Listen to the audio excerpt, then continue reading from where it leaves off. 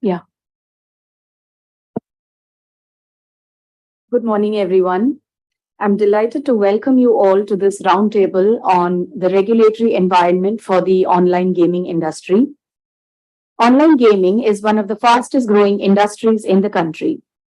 The industry generated more than rupees 13,500 crores in revenues in 2022, which was 22% higher than a year ago. The sector is expected to grow at a CAGR of over 40% in the next 5 years.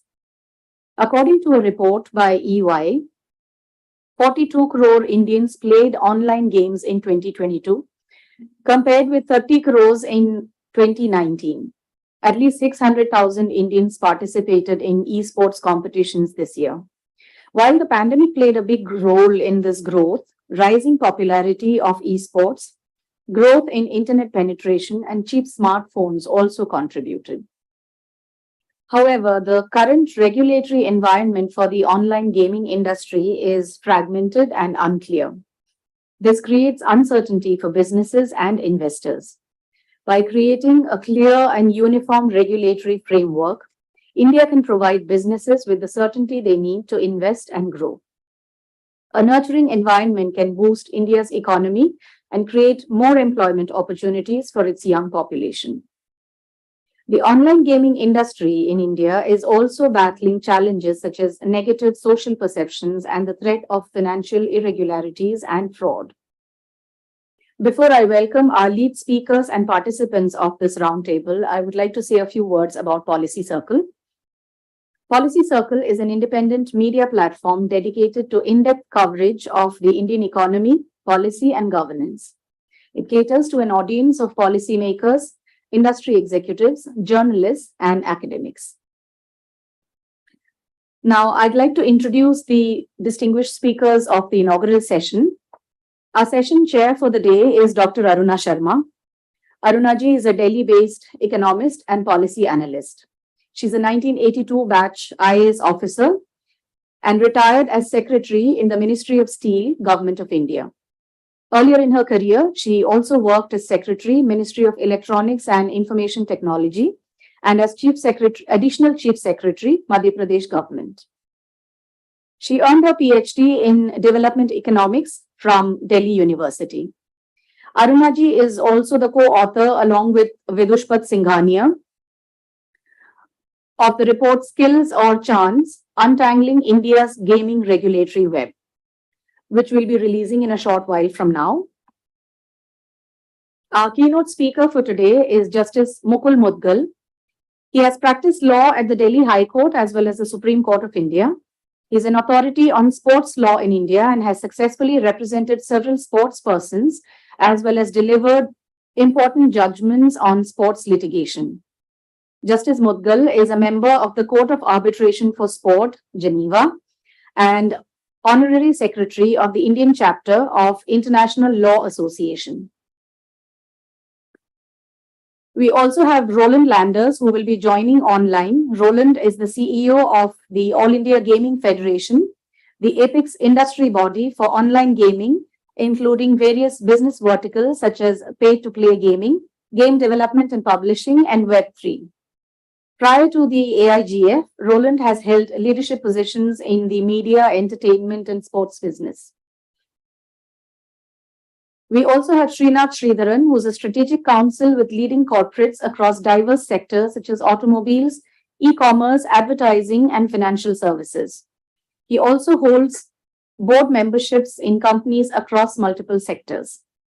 He's a much in demand columnist and author, as well as an advisor, coach, and transformation enabler. This roundtable conference is a forum to discuss the challenges and opportunities to the online gaming industry. We believe that a well-regulated online gaming industry can play a significant role in India's economic growth and job creation. This roundtable is an effort at developing a forward-looking regulatory framework for the industry. Thank you all once again and welcome to everyone. But last but not the least, I would also want to extend a warm welcome to all our viewers online also. Thank you so much for your regular and continued support for all of Policy Circle's initiatives. Just for the information of the audience here, we have a regular concurrent viewership of upwards of 500 people for all our live programs. And that's thanks to our online viewers. Having said that, it's over to you, Aruna ma'am. Thank you so much. Let me introduce my co-author, Vidur Singhania, who for the book, Law and Sports in India. He is the founding member of Sportscom, a sports industry body, and has been a member of FICCI National Sports Committee and ASSOCHAM Sports Committee.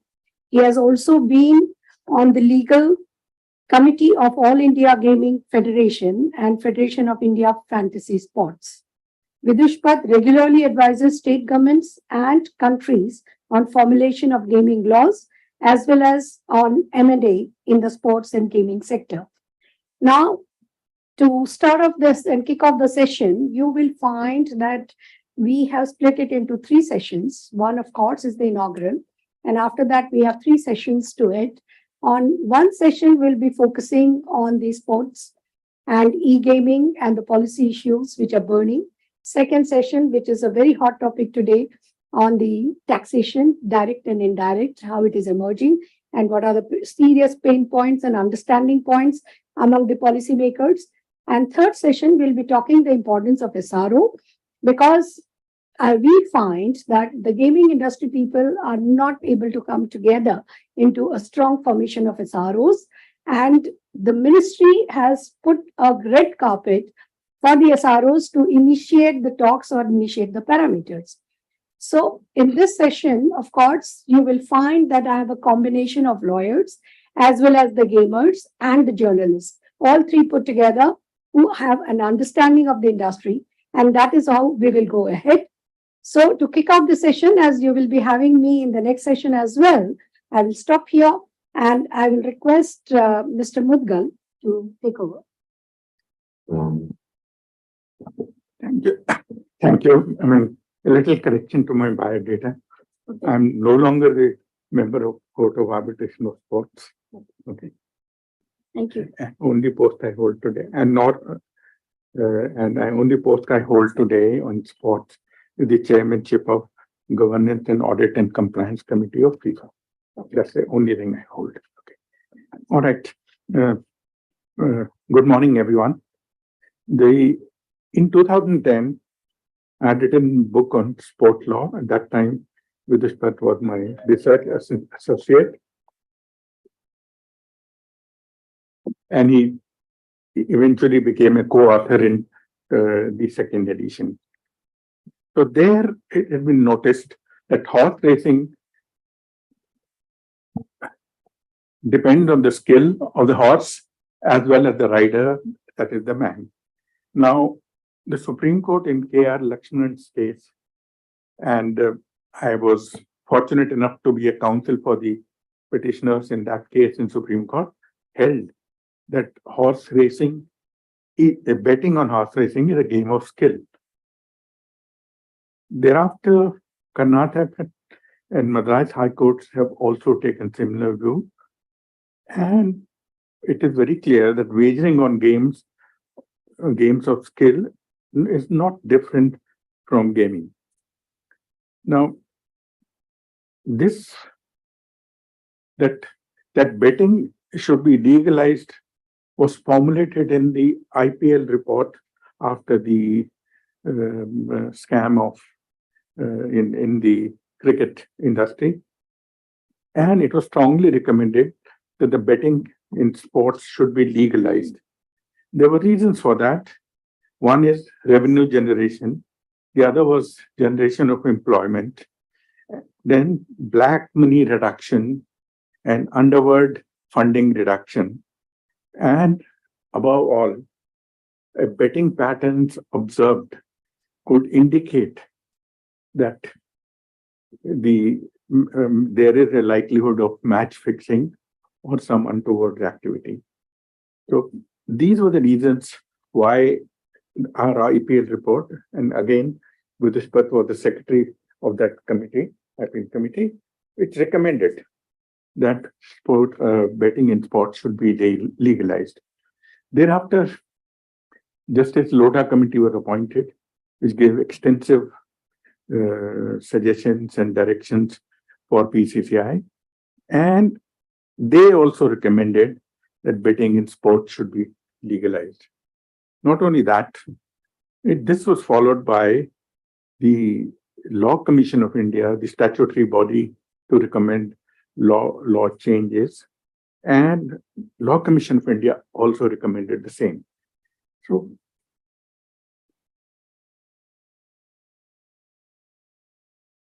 one recommendation also was by me that there should be a gaming commission to regulate the gaming industry, simply for the reason that all over the world there are strong gaming commissions with integrity checks, and those are independent bodies of the industry. So these, in short, were my suggestions, and I'm sure you're all experts. You'd be formulating your views and communicating them to the concerned authorities. That's about all, and I regret that I'll have to leave at 10:30 because I have prior commitment. But thank you all for listening in. Thank you so much, Justice Mudgal. You have given a complete background of the issue as to how the gaming and the need for legalizing it and the need for regulating is there, whether it is a game on ground like IPL or whether we are shifting into the platform of e-gaming. The whole intention of having this roundtable as a closed door mechanism is to come up with the very clear discussions and very strong recommendations for the policymakers as well as the taxation authorities. We are finding this major gap when we are moving ahead. And that's why we thought of getting everybody on board on this so that we get the inputs from everyone and is able to talk. Honorable Minister of State of Mighty was very much wanting to come here, but he has been given a task by the highest authority to move out of Delhi for some work. And he has given his best wishes, and he is looking forward to the recommendation that will be coming up from these roundtables. Because the Mighty has walked that step of coming up with the rules where you can get the SRO as a platform, and he said what there is a permissible game and distinguishing line of game of skill and game of chance. So that distinguishing line is very, very important. So now after the legal side, I invite online Ronald Landers. He is already being introduced. So kindly link online to Ronald because we want the inputs of the gaming and the concerns of the gaming on two issues. One is definitely the parameters which distinguish the two. And second is the hot topic of the taxation. Over to you, Ronald. Good morning, everyone. I'm happy to be here, Dr. Sharma and Justice Mudgal, and my other colleagues from the industry.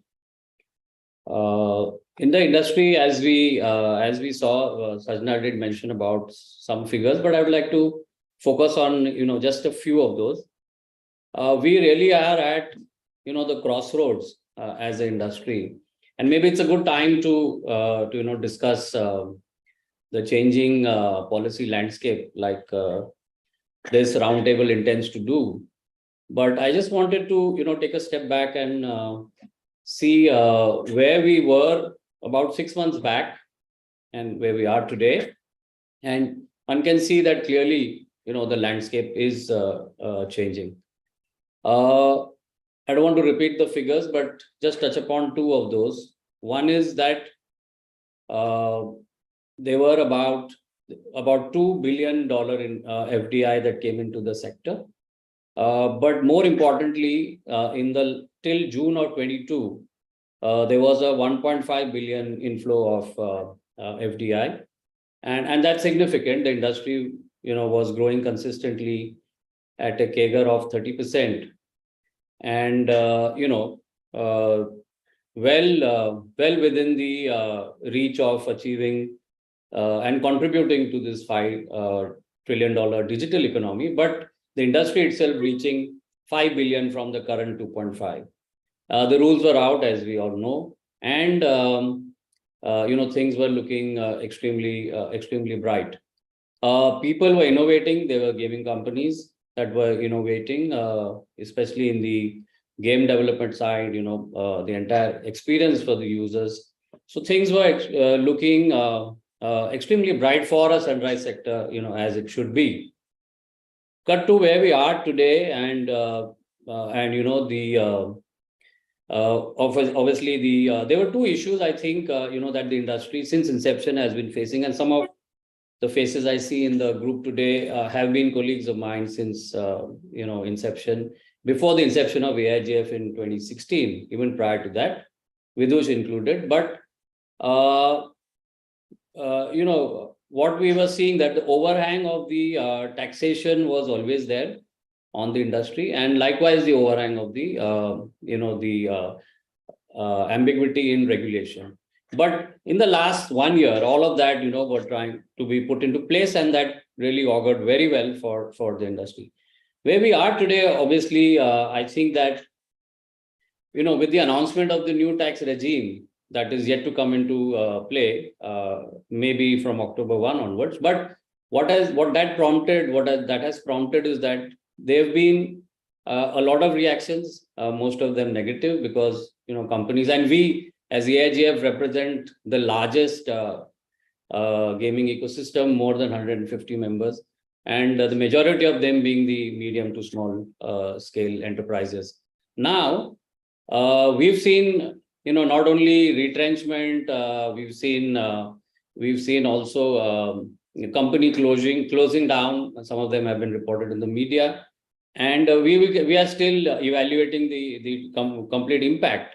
However, suffice to say that the sentiment has been low.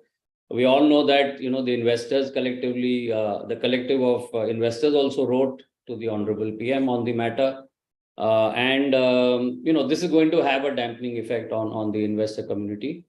The homegrown innovations that were happening in the ecosystem is also going to be impacted. So when companies would go through, taking them back in terms of revenues to about 3-4 years back into in time, obviously they would be strained to deploy fresh funds into innovation. So all those things are going to happen. But the positive is that, I have in my own journey of about 10 years in the industry, seen challenges, and, collectively as an industry, we've been able to surmount these. And so I have a, ray of optimism that we will collectively as an industry also surmount most of these challenges that we face. But let's look at what is happening outside. Of course, 85% of the industry comprising of the pay-to-play side of gaming. But let's look at what is happening on the other side.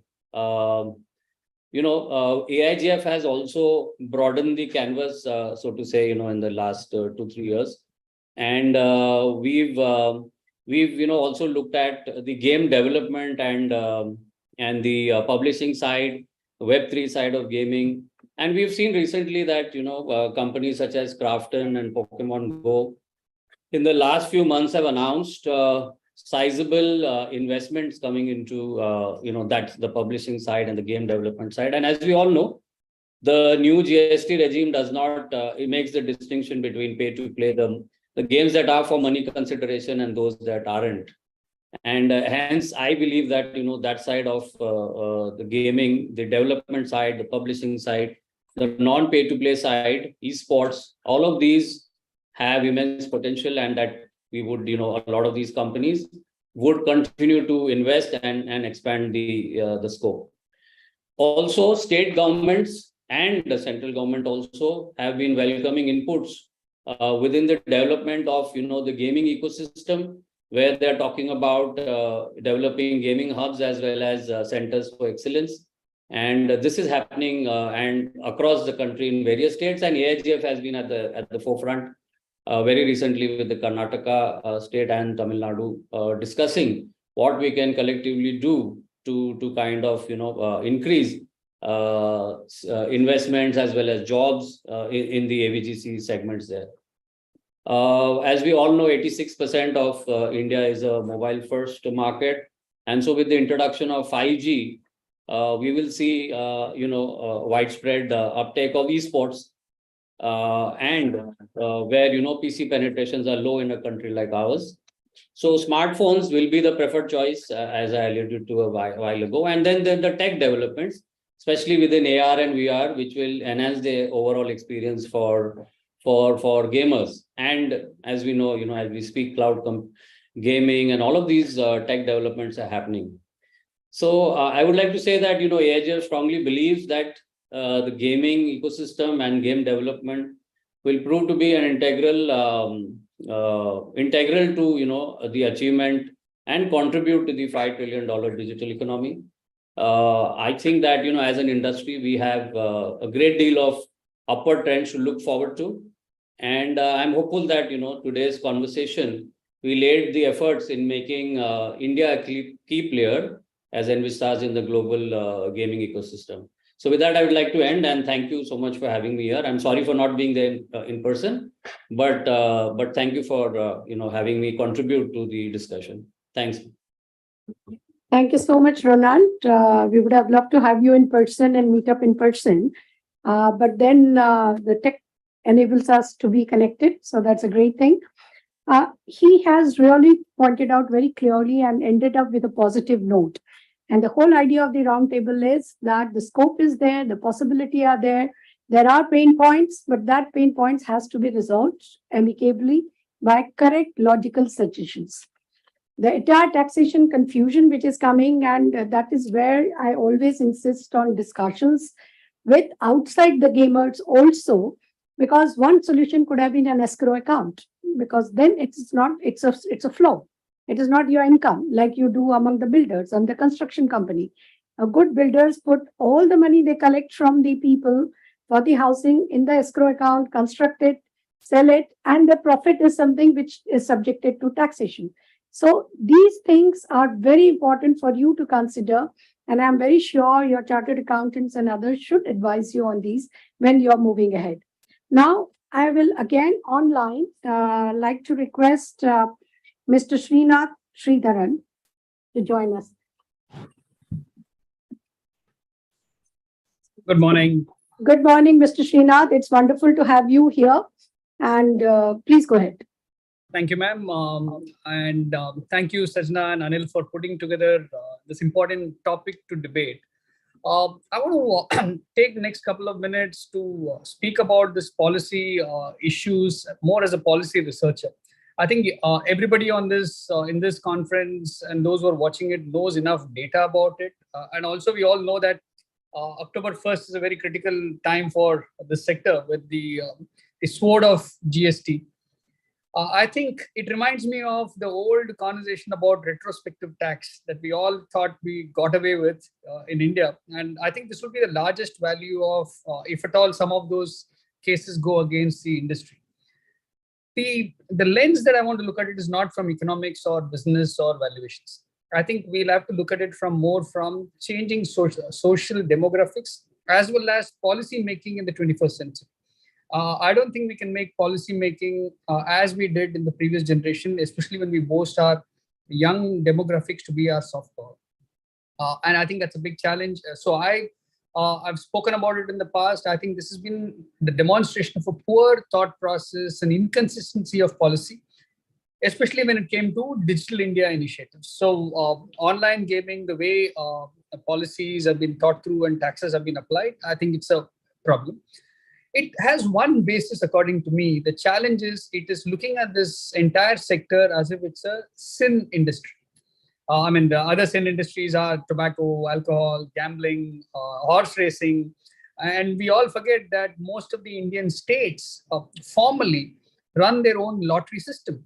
If that is not gambling, if the state has not, mind you, not done anything to it, it does not do any de-addiction camps or campaigns. And yet, I think it is the same state who also formed the GST Council have come to this nature. So first one, I think we'll have figured out that what do people want, the values, the preferences, and behaviors change. And with technology, a lot of it is changing. We have not used them well. Gaming is not necessarily gambling. I don't know how much more we will have to be vehement as a sector with the policymakers. And when it comes to today, the younger generation uses gaming. Gaming almost is used as a negative term. You game the system, you game the process. So I think somewhere we will have to tell people, especially our policymakers, that game is not a negative connotation. Today, gamification of a lot of issues in life are far better for literacy campaigns. We are seeing it with financial literacy. If you gamify some of the campaigns, it is received well by the audience. And I think somewhere we're also seeing that same thing that has happened for Digital India movement. Gamification techniques have helped.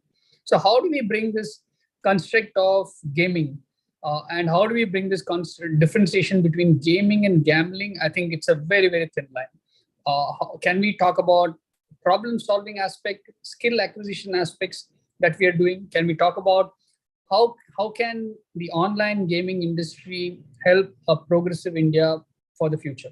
I think that's a conversation that I'm missing, seeing the frenzy of the gaming industry founders. I think more importantly, the other aspect I think we need to debate, and I'm looking forward to hearing that today, is responsible gaming. I think one of the fears of policymakers is, will it induce irresponsible behavior or unintended social consequences? I think we'll have to speak somewhere about responsible behavior that gaming sector can address. And more importantly, I think I'll be very, very keenly watching that. One of the aspects, if you look at not just India, a lot of other countries where gambling, horse racing has been very, very prevalent, and where betting is legalized, higher tax limits are no deterrents for any addictive behavior. By that logic, then every government, including Government of India, would not be reaping the benefit of higher taxes every year on tobacco and alcohol. So I think somewhere we'll have to figure out how do we draw that line. And the other question is, the government going to use some of those increased revenues to actually channelize for public health and safety? That will be the larger question of the context. So the industry has to look at, can you put your own self-imposed cess, so to speak, and say the industry through the SRO could create its own pool of funding for running public safety campaigns. And I think that addresses a lot of debate that the governments and the policymakers would do, saying that online gaming is addictive, it creates social nuisance, address it through the other channels. A classic case, if you go to Las Vegas for gambling, you'll find actually call centers to fund de-addiction campaigns and sectors there. Why not use that? So I think the larger debate is, what does online gaming tell me? The debate is just started in the 21st century. I think as emerging technologies will bring up more and more possibilities for using for social, I think, edutainment, and not just about entertainment and education, edutainment. How are we going to use the lens of morality?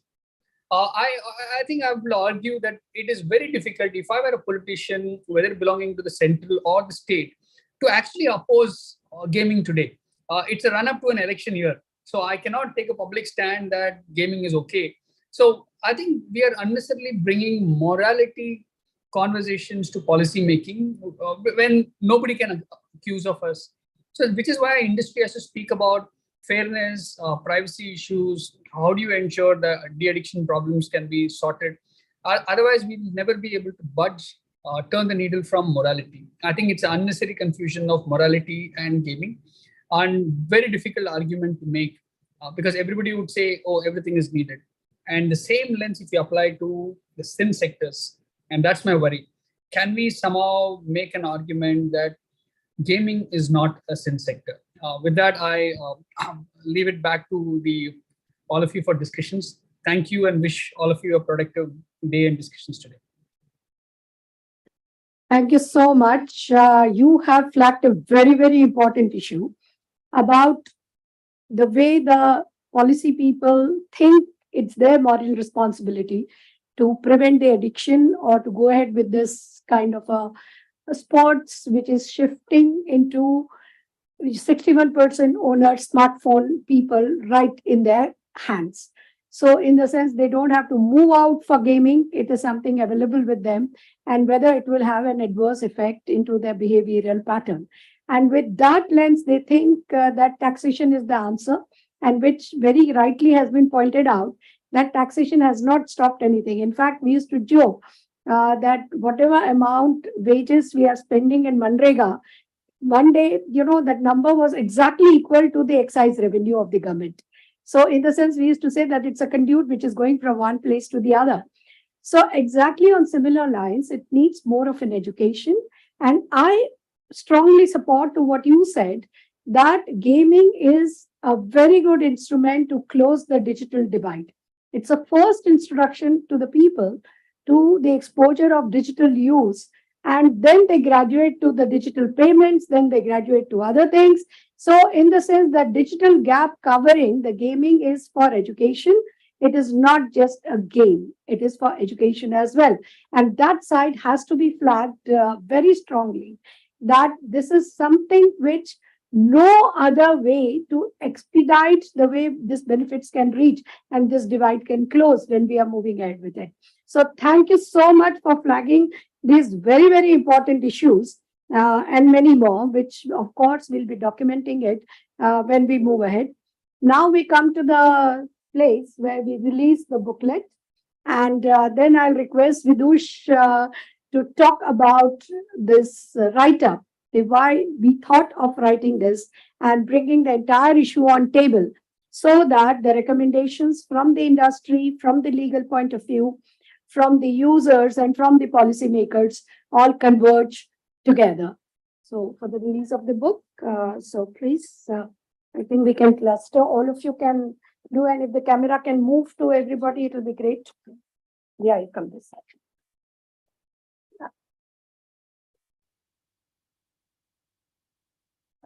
Yeah, I think, come, everybody. And the book is on your table for all of you. Booklet, rather.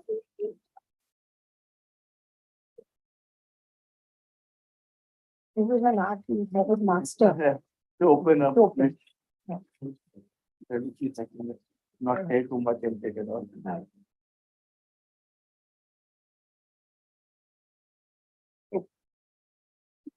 Let me open the one that is open. Should I? That's better. Right. That is smarter one. Right. Right.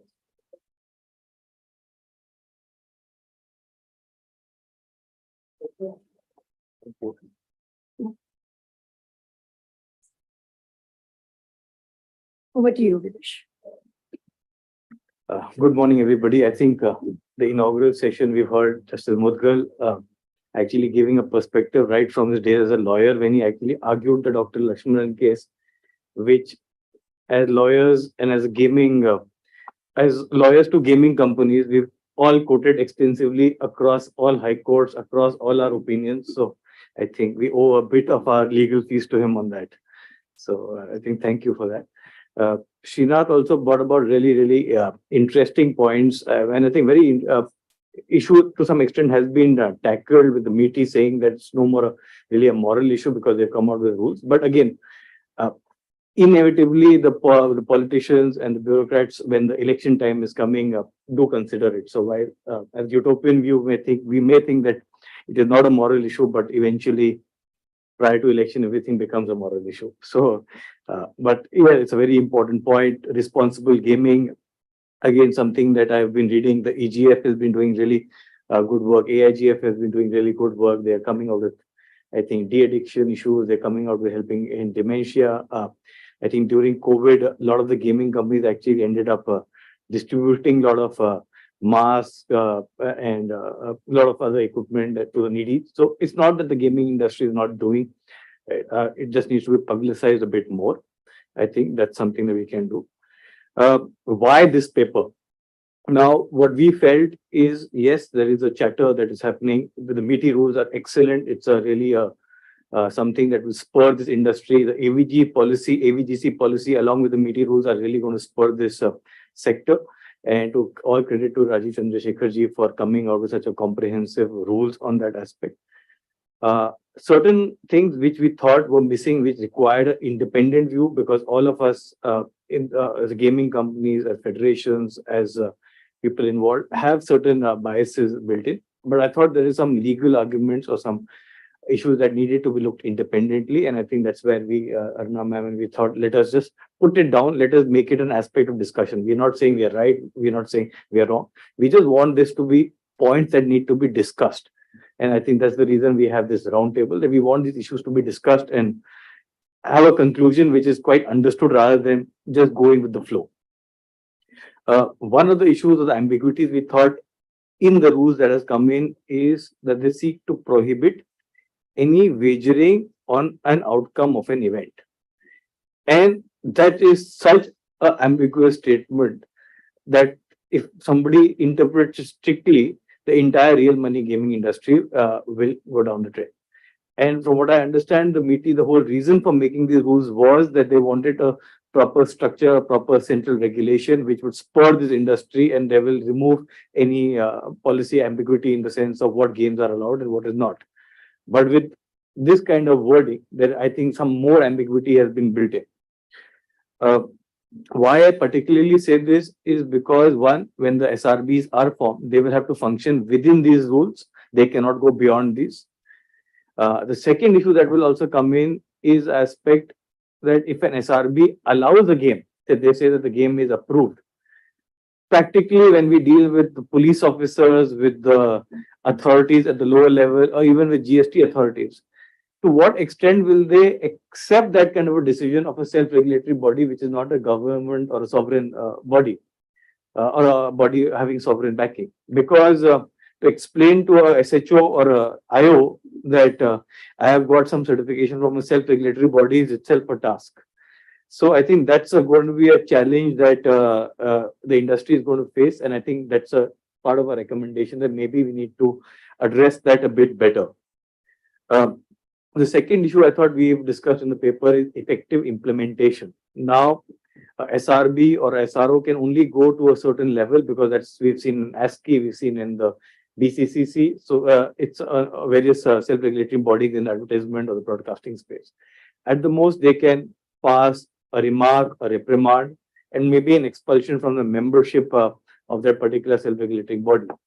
But the gaming industry is such where, and I think some people are moving out of the country whenever they are some authorities take action against them, and then they are acting with complete, as we say, in the lazy sphere. They have no regulation then acting against them. So we need to have a stronger system of imposing certain bans or imposing bans on games which are not approved. I think that's something that again needs to be discussed and looked at. The next aspect also I thought needs to be discussed a bit more is what is fantasy sport? Because from what I understand, fantasy sport is also, yes, a very high degree of skill involved in it, but it's still wagering on outcome of an event, because it's, in essence, I'm picking a player. If he performs better, then I get further points, and then if I get the maximum points, I win the game. And everything is related to real life sporting event, especially for fantasy sports. So again, how this will play out with this ban on wagering on outcome of an event. Having said, and argued the same case, that wagering on outcome of an event, quoting the Lakshmanan case in Madras High Court, in Karnataka High Court, in Punjab and Haryana High Court, to see how fantasy sport is similar as wagering on outcome of an event and therefore is not a game of chance. And even Madras High Court even going up to saying that what is banned or what can be regulated is wagering on a game of chance and not wagering on a game of skill. That is what the Madras High Court ended up saying, that is what the limited purview of a state government is. So therefore, now with this kind of a ban coming in, what is actually getting regulated? Because if real money gaming is not going to be regulated under MITI, then it may become hollow. So maybe we need a clarification, or we need a body to that extent. So considering these challenges, what we ended up recommending in the report is that maybe we have a dual system. The first instance will always be the self-regulatory body, which will do the peer-to-peer discussions, which will come out with policies, which will recommend policies to the government, as well as maybe be the first instance of a dispute resolution if a game has to be approved, or for that matter, has to be banned. But in second instance, will always have to be a skill gaming commission will need to be set up by MITI. And the second level regulation will have to come from them, because it's only then the authorities lower down the chain will obey it. So I think that's one of the recommendations that we thought could come out. Second is we need a clear definition of what exactly is gaming, because gaming, gambling, betting has been used interchangeably across all state acts, across the central act, across the decisions of the courts as well. So even as a lawyer, I've struggled to distinguish between it. Somebody asked me the difference. I said, I don't know, because nobody's actually defined it and differentiated it. So I think that's again something that needs to come out in the rules itself. The third is, as I discussed, the issue of SRBs. First instance, second instance, we need to have a dual system that needs to come in. And a regular mechanism of a peer-to-peer review, maybe a quarterly or a monthly, and how they will submit reports to the government, or how they need to keep changing their policies.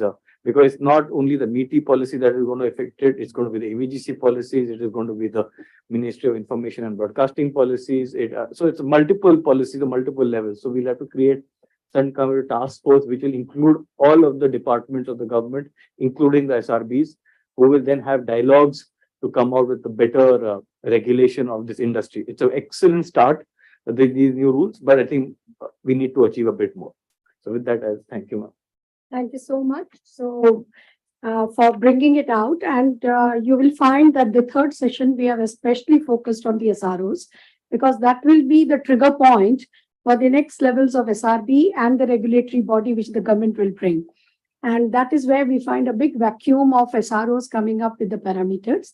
So we move to first session. So first session, we have all the three speakers are there, right? So that's great. So right, If you could all just shift this side before we Alright. just start the session. camera can first, because the three are sitting in a row, so no issue. Can we? We can just invite somebody Okay, from fine. behind to fill up this seat, I think. He'll not Labor? cover. He'll cover this week. He's covered it right. Fine, perfect. I think he will have to cover this side. Can he?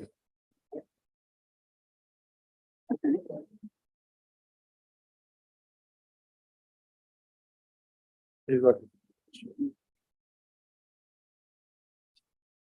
Right. What I'll do is I'll move this section and you can come here. Shivani can come here. That's true. It becomes a bit easier. Yeah.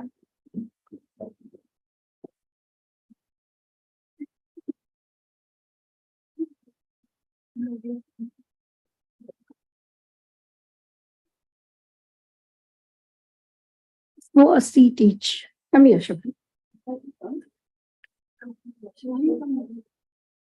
Right. Wonderful. That's great. So we have the panelists, and this session is, I will be requesting all three of them to speak, and then I'll open up for discussions around the table. Because what is important is what very rightly Vidush has said it in the inaugural session. There is a very much a gray area on the parameters on which we are going to distinguish what is the permissible game which the MITI has said in its rules. And that permissible is the game of skill. That includes what? It is outcome based, it is knowledge based. So if I am a developer of a game and I present a game to you, what are the parameters or boxes you are going to tick to say that, yes, I'm a permissible game? There cannot be too much of an ambiguity there, because you please understand it's a regulatory body. Now in taxation, you both have been put on par. So, okay, fine. But then being permissible to exercise e-gaming across the country with state laws of gambling not applying is a very, very vital thing. Because please understand that the Gambling Act is under the state jurisdiction. And the game of skill will come under MITI, under the IT Act, under the rules which have been issued for gaming. So it's a very, very important thing to come up with these parameters. And that's why the third session we have dedicated to the formation and strong platform that SROs have to say. And in that session, I especially invited Achla, she's here, right, from the microfinance, that what teething troubles they faced, what they thought, they are also competitors, they are also battling in the same field, they are developing, they are competing with each other, yet coming together and setting up of policies make the whole difference. So last session, we are going to dedicate on that completely. But this session, we are going to focus very solidly what distinguishes the two, what distinguishes the game of chance with that of game of skill. And these distinguishing parameters have to very much be there. So I will at the foremost ask Shivani Jha to trigger the entire discussions. Shivani, of course, is a very, I think, did you see or not? Can you introduce Shivani? Yeah, I don't have her. Please. Shivani, I will request you to introduce yourself, because I think, it's there, you're there, sorry. Shivani Jha is a tech policy lawyer and heads EWA Center, the research arm of the E-Gamers and Players Welfare Association. She is a lawyer by qualification with experience in securities law from Shardul Amarchand Mangaldas and a master in law from Geo Town University. I didn't highlight in red. So that's because, my eye issues, right? Please, Shivani.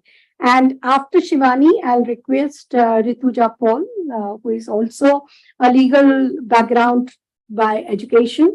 She specializes in public policy and government affairs for Fortune 500 companies, venture capital firms, startups. She works with government stakeholders at both center and state levels. So very, very critical to pursue client mandates, especially in the technology and healthcare industries and investment space.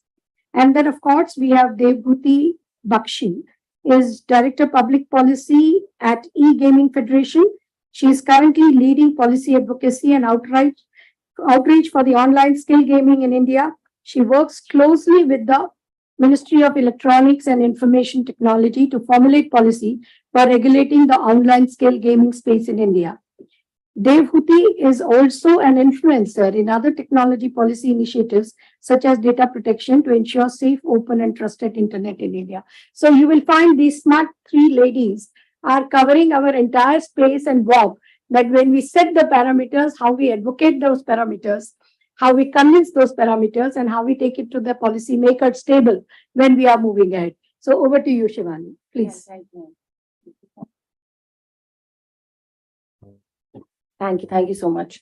So I think we'll take to a method of sort of a Socratic Q&A amongst the three of each other, considering the diverse roles we're also playing in our professional lives, because EPWA is one of the organizations that also has applied for an SRO. EGF has worked with other companies in the past, and with the legal experience, I mean, all of that put together probably will cannot solve the skill and chance debate, but we'll still give it a shot. And I think we can divide it into like three parameters: what the jurisdiction says, what state governments have said post jurisdiction, and how the sector overall gets impacted when the specific regulatory departments are working in silos. So to begin with, if Rujita wants to touch on the age-old litigation and Chamar Bagwala case law, but when it comes to skill versus chance, the unfortunate situation of online gaming is that online gaming has always been an exception to gambling. It was never ever defined as a special class.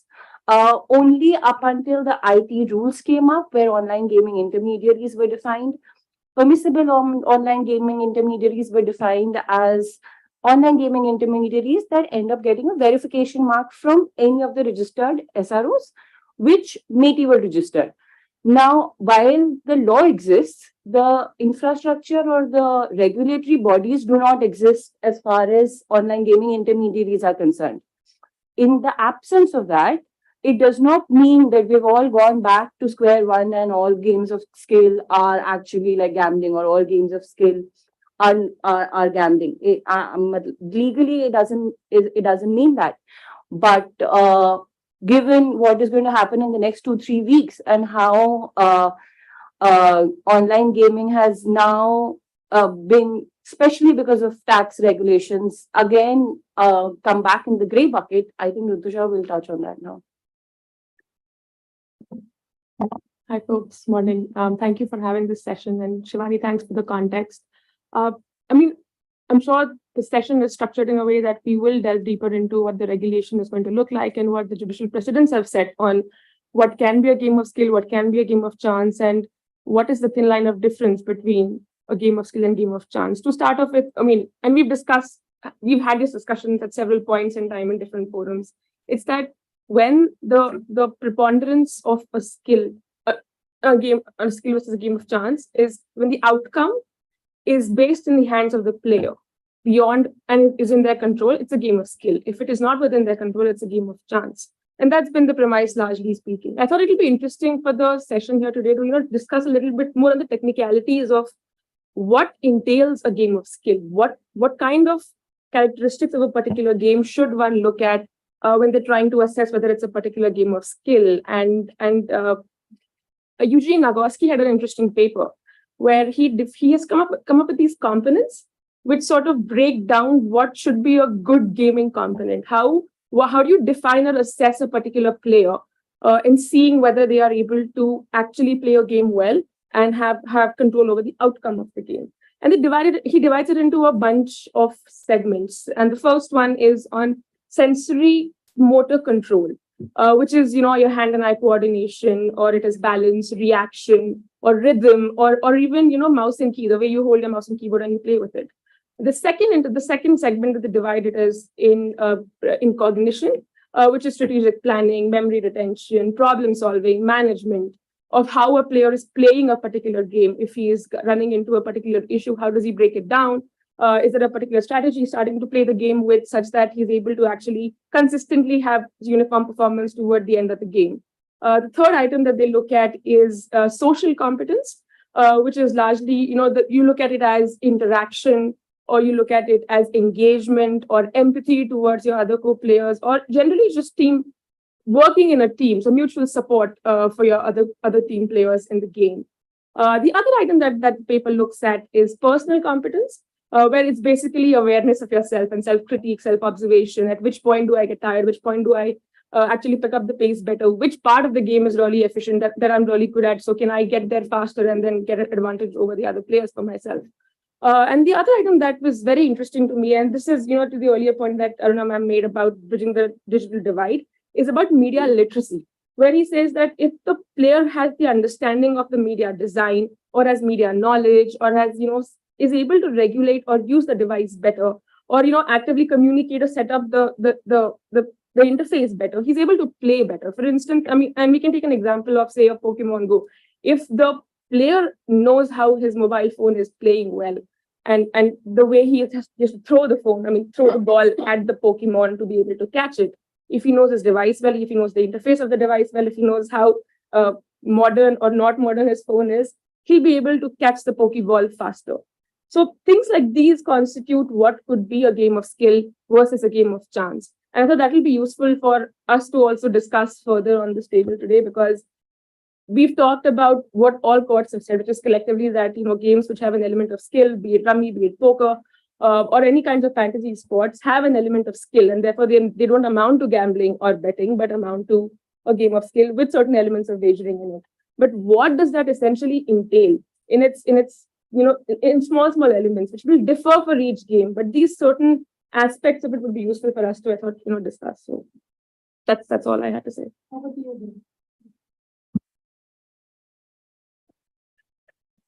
So I'm going to start by quoting a very interesting study which has come out last month by the Indian Statistical Institute, Kolkata. And this study was to determine whether online games played online versus games played offline, what is the difference? Do online games suddenly become games of chance? If you play the same game offline, is it still a game of skill? It's a very interesting study, and it is titled as Role of Skill in the Game of in Online Gaming. And I'm going to quote from this report. So this report has 4 conclusions. The first one says, performance based on statistical analysis. Performance of users who are part of a more experienced group is more consistent when compared to the performance of users who belong to a less experienced group.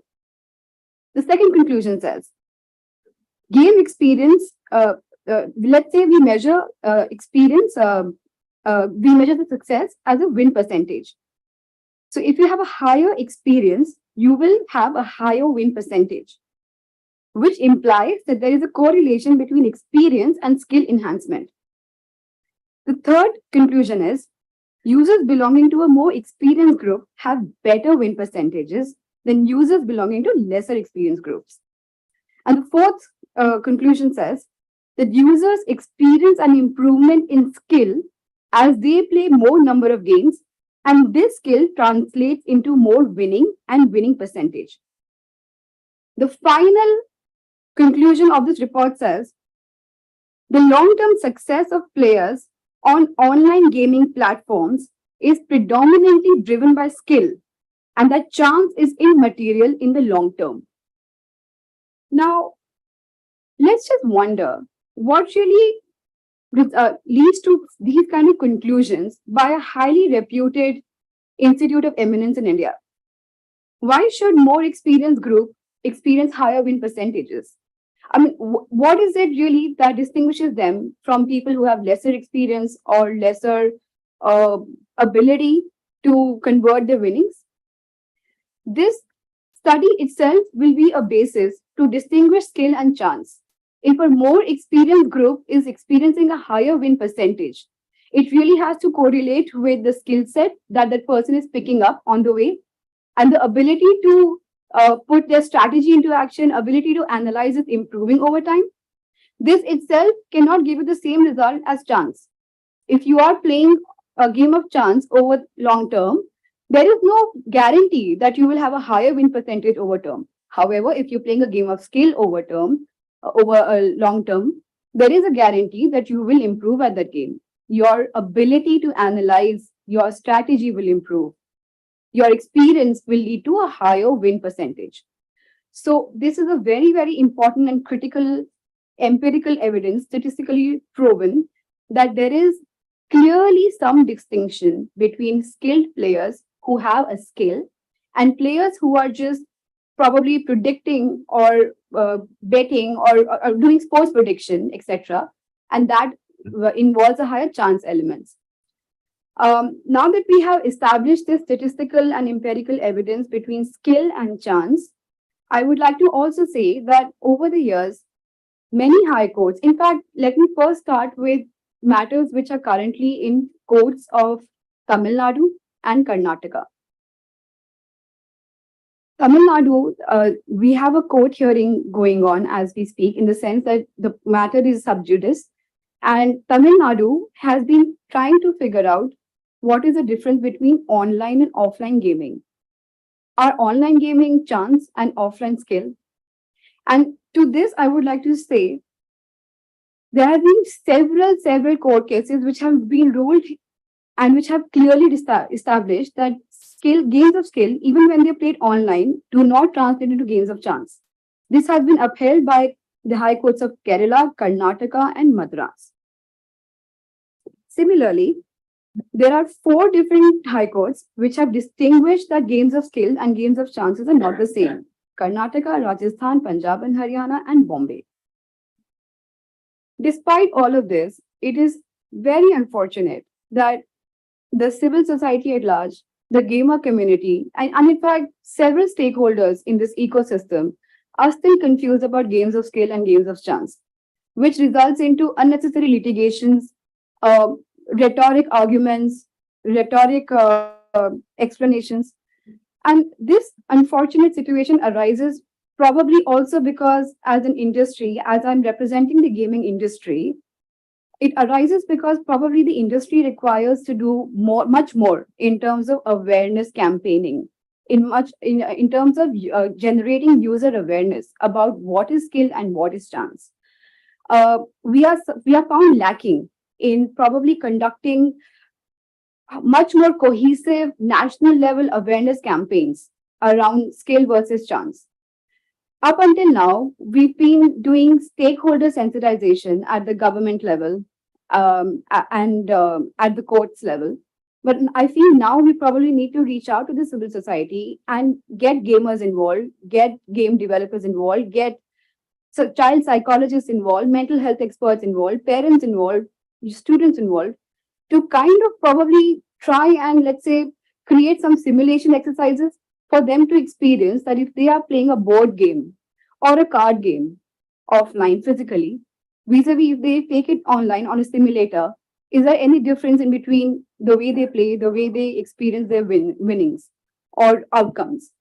And those kind of simulation exercises, national level awareness campaigns are really going to make a difference and really going to probably add some value to this situation, unfortunate situation that we are in at the moment in India.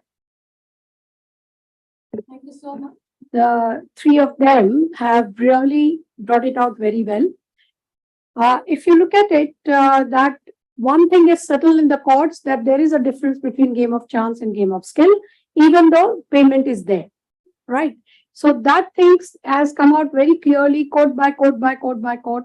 Different high courts have come up and some stamping by the Supreme Court. Another thing that has come out very clear, that the rules that apply on the on-ground real sports will apply when it shifts the platform to the e-games. So this is also established. But please understand, when under the rules of Mighty, we want to tick the boxes, it needs a perfect clarity. There could be a little bit of ambiguity, and that has been very beautifully brought out, that when you say outcome based, it is the sensory motor, it is the strategy, it is the social commitment or what you gain by experiences.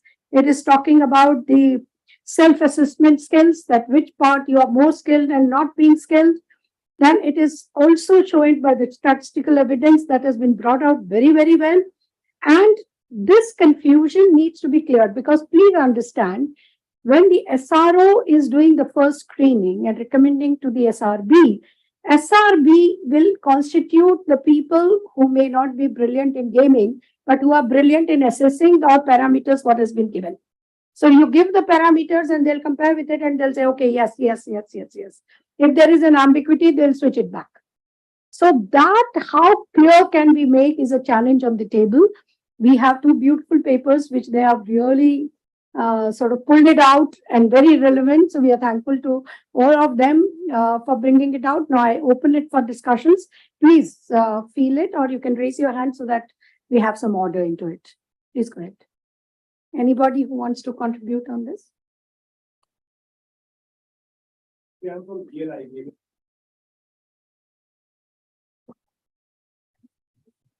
Hi, I'm Manmohan from GLI, Gaming Laboratory International. Because this was a topic interest to me. We do a lot of testing and certification for different gaming across the world. And we have started in India also. There's a very good statistical, like Rutuja and Rehuti mentioned about different points of this. Basically, what we do in terms of the testing and all, there is like just to mention a preponderance test basically. So what does that mean is that we will take a simulation of game over 1 million number of tests. And there would be 2 buckets of category, chance and skill. So if the inference comes more than 50%, then it will go towards skill. Though it is a statistical proof that the game is a game of skill, going towards game of skill, it's never a perfect game of skill or perfect game of chance. The inference would come from a like an independent test laboratory from us, and then it's the duty of the court and the litigation to decide whether this will go into the bucket of skill or in the chance. So just to add, we have been doing it in lot in US. Actually, the same thing has actually come up in a lot of the states and all. So just I wanted to add that point actually. So there are tests available and all to put it into the bucket of skill or chance basically. So if something comes up in a litigation, so probably that can be mentioned in the future. And even before litigation, like while certifying, this is about subjectivity. So you Yes. have a good empirical evidence. That's right. So even if we set the parameters, so it is not 100% subjectivity. In case of doubt, you have a statistical evidence, empirical evidence That's rather, right. That's right. which will sort of make the things very clear that this particular game is a game of skill or whether it is a game of chance. Yeah. You know, it reminds me of the movie Maya, which is a completely game of chance, gambling. Whenever that lady used to come and sit, the main hero used to keep on winning the game. And the lady used to move out, he used to start losing the game. So definitely those kind of things are not there on the e-gaming. And this game of skill, which is very popular, which is to be prevented from going underground, you have to come up with parameters. Otherwise, you will find SRB coming up with some parameters which may not be having a good input because the one who wears the shoe knows where it pinches. So it's better, it comes out, and that's why this roundtable was thought of, so that, you know, as a third party, we can bring out this and put up to the through SROs and directly first, and then through SROs to the SRB as and when it gets formulated. But even if it's not formulated, at least it will prevent the state governments from intervening into and resorting to ban, because they will understand what rightly has been pointed out, then advocacy starts. Over to you, please. Good morning, everybody. I'm Rohit from Head Digital Works, and like ma'am, I was also in government for quite a considerable amount of time. I worked in MITI before. My question, see, we all understand, and like people who play in this digital age, like maybe millennials or Gen Z and all, they understand how a digital game and essentially a skill and chance difference is of practice. To be very basic level is practice. If you practice something, you'll become good at it, become a skill-oriented thing. If you may be an exponential learning curve or you do a regression analysis, it doesn't matter. It will show that when you practice anything, you'll become good at it, even at prediction also. Like I'll give you an example from my childhood. I used to predict cricket matches and who will score how much, and we used to make bets for 5 rupees, 10 rupees in school. And over a period of time, we became so good that we, at the end of the month, we always had something to relish in the canteen. But when we started, it may not be the case. So I think the point is people who are, you know, looking and presiding over these cases, whether in courts or in terms of policy circle, are people who have grown in the age of 70s and 80s. And that was not the time when there was any digital platform. They will, for them, playing is, you know, going out in the field and playing. So if we try and expect from them that, you know, they'll comprehend this fact, you know, so easily, no, I really think we're fooling ourselves. It will take time, some generation and some movement in the sense so that it becomes a new normal in society. That's one. Second point that I would like to, ma'am, take your opinion on is that considering all this and considering the Honorable Chief Justice statement also in Supreme Court that, you know, Rummy is, it is a pure skill, a pure chance, you know, something is said on the, or then it's a pure game of chance. He made remarks in the recent, case in which the point where The writing order is Rummy is a game of skill.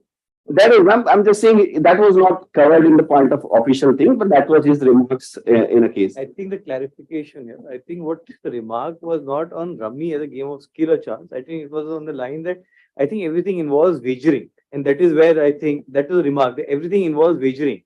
So therefore, this needs to be done. See, when we organize an IPL, is a wagering. Anything we do, we organize a cup. We put in 2 rupees. It's a wagering in a sense. The point is, what you're trying to do, can you become good at it, or it's a pure blind thing? That's the basic premise, in my opinion, is.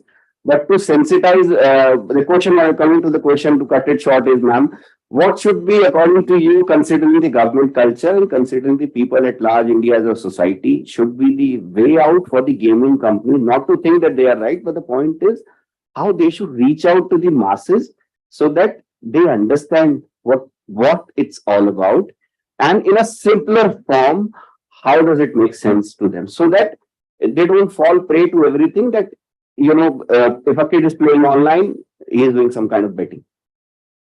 Thank you. We'll ask her to comment first and then I'll take up, right? Please. So honestly, I'll really differ with your argument that IPL is wagering. Otherwise, if that's the case, if every online game is wagering, then we all should not be sitting here and having this discussion early morning. Yes, wagering is basically when your outcome is completely outside your control. It's Section 30 of the Contracts Act. Legally speaking, we already have a legal framework which says that anything that is wagering is illegal. The second step comes to state regulations, where state regulations and state gambling acts have an exception that anything that is not wagering will be gaming. The third thing is the Central Gambling Act, which again excludes online gaming. The fourth thing are the IT rules, which came back and redefined what is online gaming. What has been left open is not whether a game is if what is left open is not what is skill games. It is who will decide what is skill games and how will that decision be taken.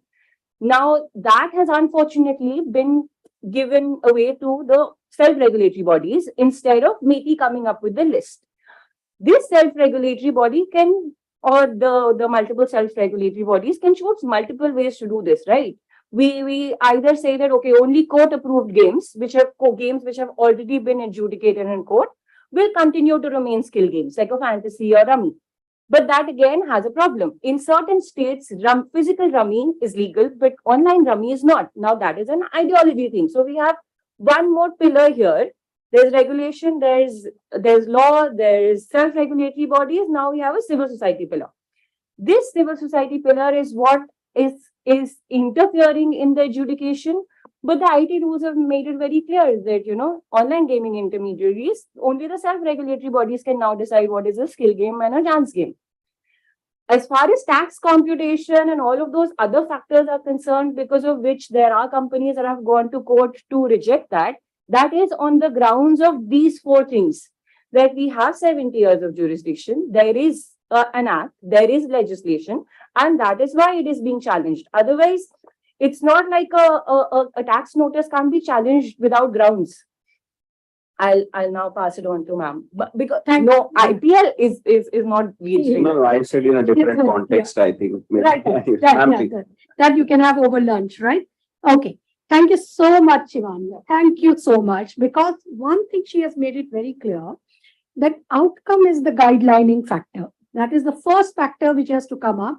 Whether the outcome is out of chance, like I give you a story of Maya, or whether it is based on the knowledge and experience. And what you told about cricket, it is not chance. You study the player, you study the ground, you know his background, in which kind of a ground condition this bowler will be effective, or it's a batsman-oriented ground, a bowler-oriented ground, and the speed, the reputation, form of the player. So it's a lot of homework which you boys do mentally, and it's on your fingertips. Padhai nahi hoga, but ye zarur hoga.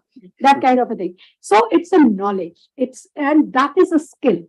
And that's why the wagering, what she has flagged, wagering for skill and wagering for chance are two different things. Money, by putting money, wagering is putting money and winning.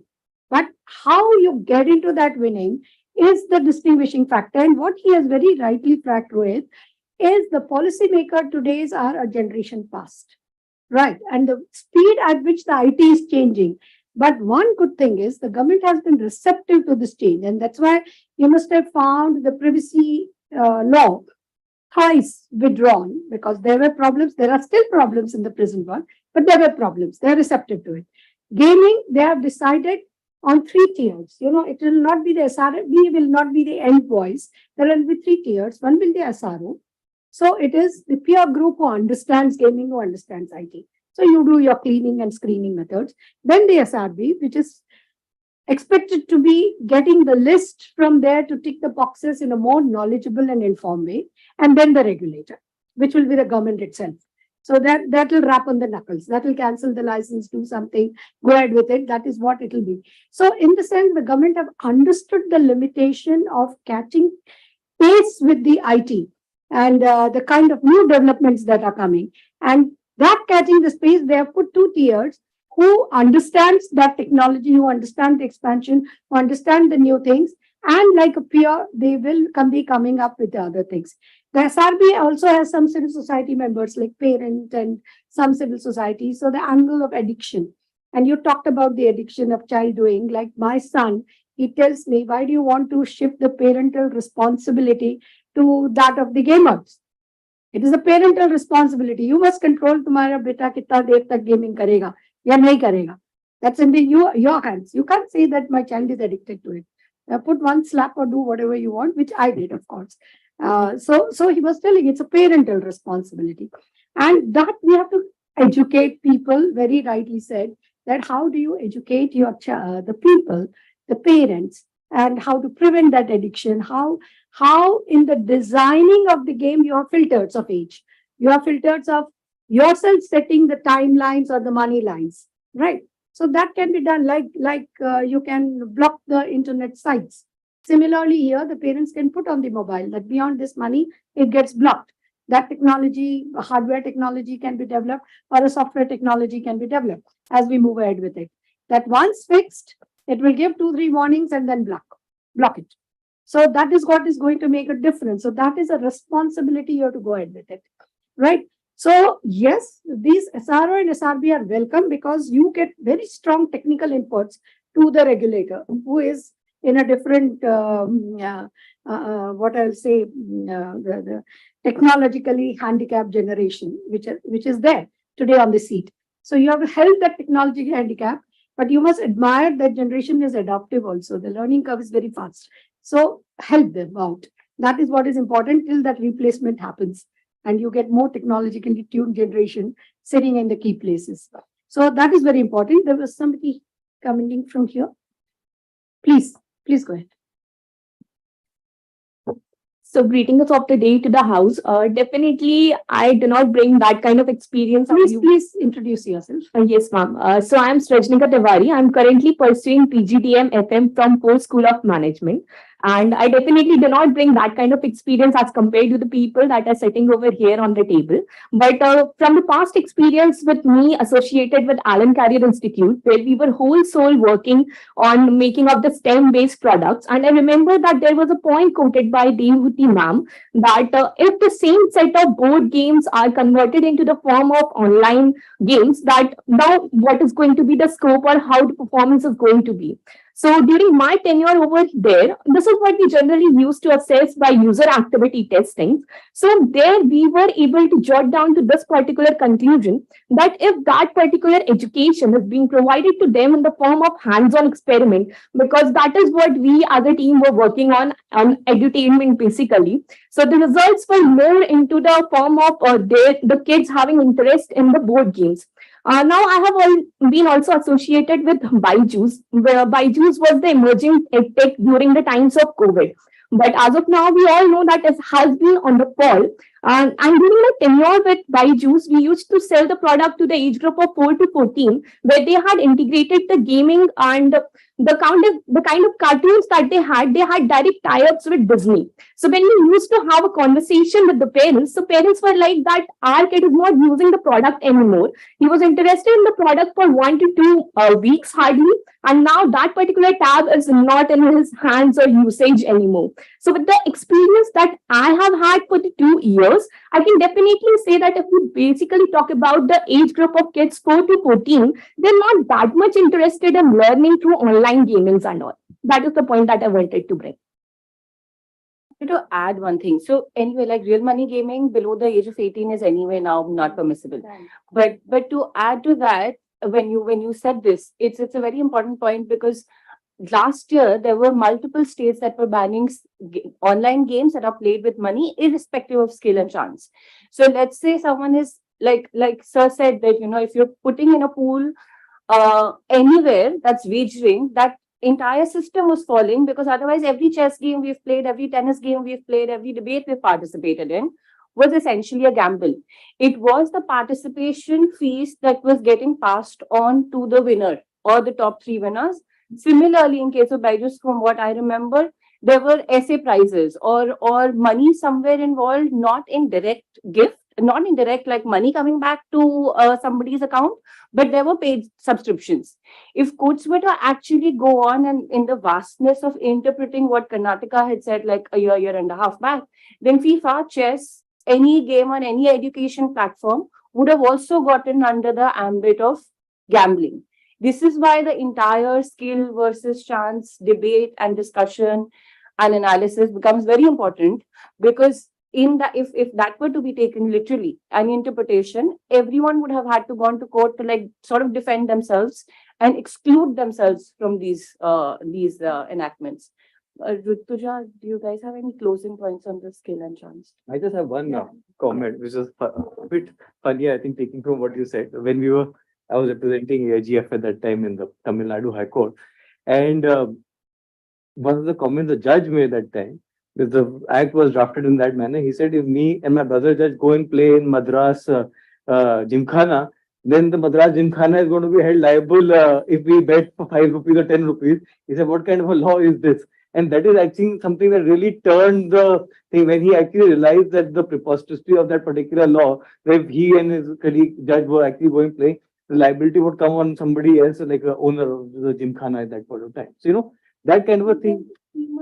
Jail time for the user also. Correct. So let's say I'm making a team on FIFA, which requires money to be paid. I'm instantly flouting a law. I think when they went on the badminton and the golf argument, I think the complete, when I was seeing the tenor of the whole arguments change.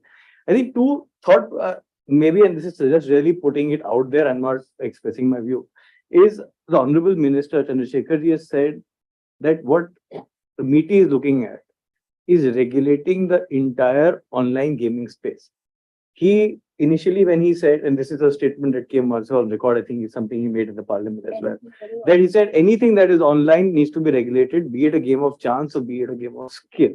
So when we're debating this whole aspect that we are only regulating game of skill, does that hold true? Because the tenet from which what he is starting from is to regulate the entire industry.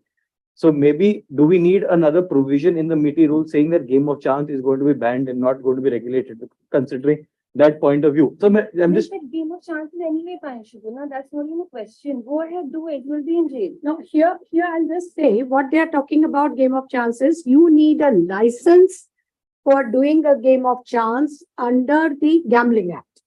That's how the sentence is complete. That under the Gambling Act, if you have a license to do on ground, online, anywhere, you have to get a permission from there. And you will follow whatever goes in the Gambling Act, whatever goes in the IPC. But here, it's a separate category which the MeitY and the ministry is trying to talk about is, okay, it's an on-platform game, but there will be parameters, and the word they have used is permissible games. So permissible. What is permissible? Game of skill. What is game of skill? That is an attempt, right? That is how we move ahead with it. And thank you so much for bringing it out, because the edutainments has established that it is a common thing that you put the money, pool the money together, and then distribute the winners, whatever money is there. It was there in physical, it is there in the electronic platform, it will be everywhere. So many of the games, and what I really thank Singhania, how the tone changed, because each of the judges must be playing golf or rummy or maybe badminton. So these tennis, I think with aging, they might have stopped. So these are the gamings which they play and maybe sometimes put money into it. Rummy, 100% they put money into it. So with this kind of a thing, the understanding came very clear to that old generation that everywhere you put the money is not gambling. There is something different, right? There's something different. And what that difference is has to come out in good English with clarity. Very important, because persons sitting in SRB will be ticking the boxes. So the language in the recommendation from here has to be so clear that, okay, you tick the boxes, and where ambiguity is there, you put them into the test what you are saying, so that there is a statistical evidence, because this is challengeable. When SRB says no to somebody, it is challengeable. So there has to be an evidence, a statistical evidence to say when, especially if you are saying a no to someone. And that is going to be walking a long way and is going to be very, very helpful. Any other comments? Otherwise, I'll ask the panelist. Yes, please. Good morning, ma'am. Good morning, esteemed speakers. My name is Harshdeep Singh Kalra, and I'm also from Ford School of Management. I'm in the senior batch of International Managers Group. So, ma'am, the point I would like to make is that gaming is the foundation for the future, because we have seen the new technologies. The metaverse has developed into a very virtual space. Buying digital assets is a no joke, because people are putting real hard-earned money into digital assets. Plus, Apple has launched Vision Pro, which we are all aware about, though it's for business only. But Vision Pro is a game changer because of the augmented reality things. A 4-year-old, or we can say an 8-year-old, can now, with the parent's debit card, can initiate a transaction with just one click. So the IT maturity is there in the country, and that kid would be smarter enough to buy digital assets in the future. So gaming is not very different from that. As with PUBG, we buy a gun or we buy any digital asset, we buy the digital properties on the metaverse also, and which is the foundation for the Apple events and for the Vision Pro which we have seen.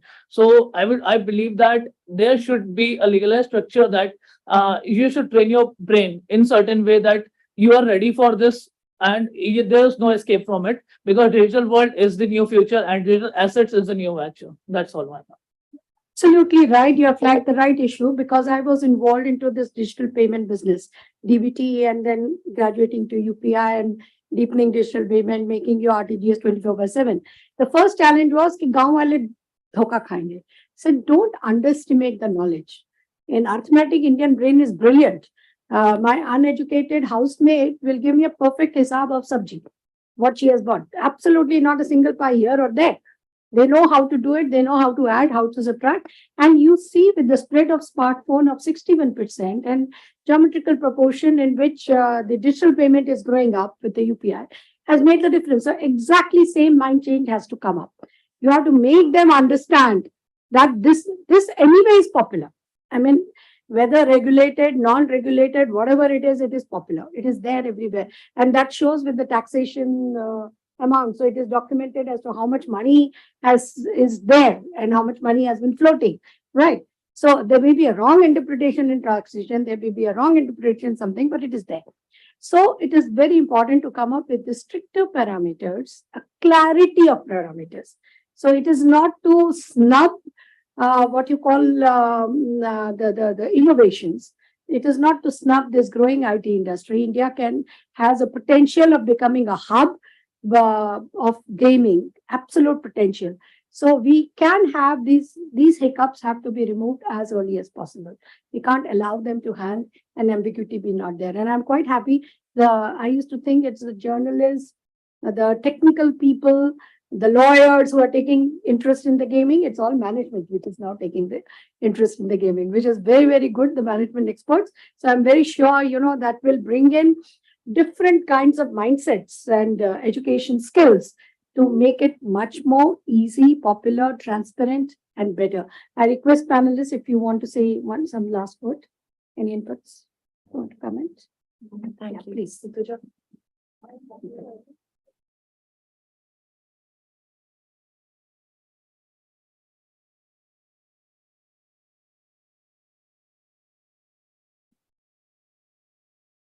Good morning, everyone. I'm Surabhi Tandon. I'm doing my PhD in mass communication.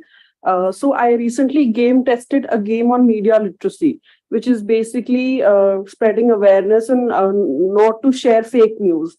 So how will it be categorized under these categories? Whether it is a game to spread awareness on media literacy, basically, and it's a card game where you are not sharing information without checking it. So if you pass some information to some other person and without checking it, and the other person flags it, then your points would be cut. So the game is like that. And so how will it be categorized? Whether it's on skill or outcome based game is my question. I'll take. It is definitely a skill game and not a chance game. Okay. Categorically said so. And let me tell you one thing, when you're talking of, that is where the, education comes in. Rummy, if there is an advertisement which says that, okay, I was introduced to Rummy and from 1 rupee I made 1 lakh. You have to tell them the dangers of it immediately after that, which they have started. Initially, they were not. They were easily putting, oh, I became a lakpati overnight, or I did this, I did that. But I lost 50,000 or 80,000 or maybe 2 lakhs. That never comes. So now that warning comes, and so that's a point in issue. Over to you, please. Ma'am, so I'll just compliment your point. Thank you so much for bringing out this point, because I would love to address the gathering here with what ma'am just spoke about. Yes, as an industry, we are very cognizant about being responsible game providers and responsible gaming. And responsible gaming, in fact, is a need of the hour right now in this industry. So like previously I mentioned about having an awareness campaign around skills versus chance. And my colleague Manmohan pitched in saying that there are tests that they're already conducting, and if those tests can be adopted on a mass scale. To this, I would now like to also add that as an industry, we are very, very sensitive about responsible gaming. And we are doing whatever in our individual capacities to promote responsible gaming and create awareness amongst users and amongst society at large about what, playing in your limits, your time limits, your monetary limits, identifying problematic behavior, taking self-assessment tests to check if there are any problematic behaviors, getting immediate counseling, getting immediate help, whatever it takes. We as an industry will benefit only if our users are safe and playing responsibly. Like Mab mentioned, if users are facing addiction or any other issue, we as an industry also stand to lose out. We as a society stand to lose out. So it is a win-win for all and in everyone's interest that as an industry, as civil society, we all join hands and we promote responsible gaming as much as we can, because it's a win-win for all. Otherwise, it's a lose-lose for all. Thank you. I think you all have covered different aspects of what needs to be the difference between a game of skill and game of chance. I think just as a closing remark, I thought it'll be useful to just throw light on the fact that when we are assessing a game of skill and trying to identify the traits that makes it a game of skill, it would be useful to have a panel of statisticians, economists, mathematicians, policymakers, civil society, like Devavati mentioned, as well as players and consumers of this segment, so that we are not just looking at the differentiation on a technical level, only from a technical lens, but also from a user lens, from somebody who's consuming that product well.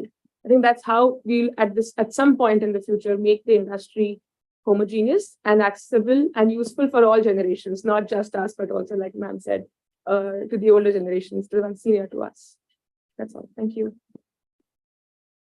Thank you so much. You brought in all the 3 panelists. I will really like to thank them by heart, and all the people who joined in the discussions, because you brought in very critical issues. Because frankly speaking, with the beginning of while we were writing the paper, I was also having a lot of ambiguity on how.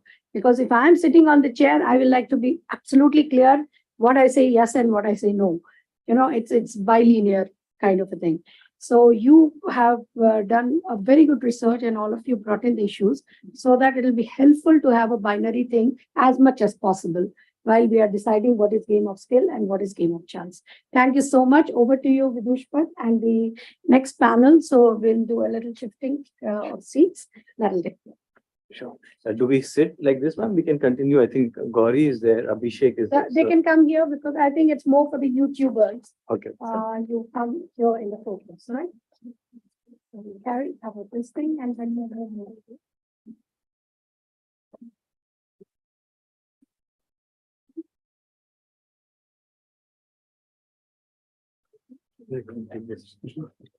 Yeah, I tried to. It will.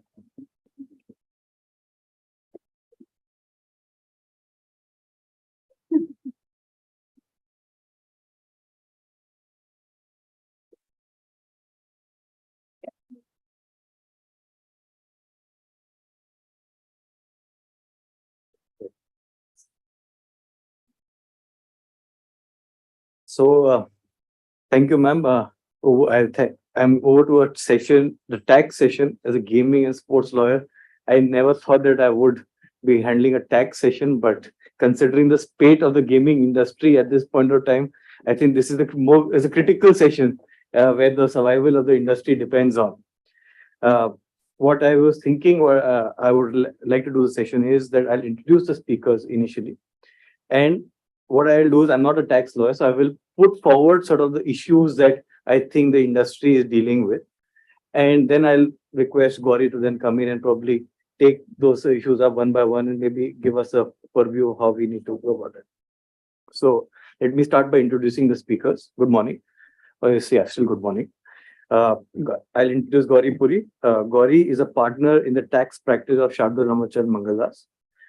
She works closely on the tax planning matters and digital taxation. Gauri advises prominent multinational and cross-border tax issues, including tax aspects of India-focused mergers and acquisitions. She asked me to cut the introduction short, so I will go to the last line of this now. And Gauri holds a master's degree in taxation law from Harvard Law School. So that's Gauri on my right. Abhishek is here with me as well. Abhishek is the director of Federation of Electronic Sports Association India, complicated name. He is a seasoned industry analyst in the media, entertainment, emerging technologies, and sports sector. I remember Abhishek as an anchor as well in Headlines Today, right? I remember you doing those primetime sessions a while back.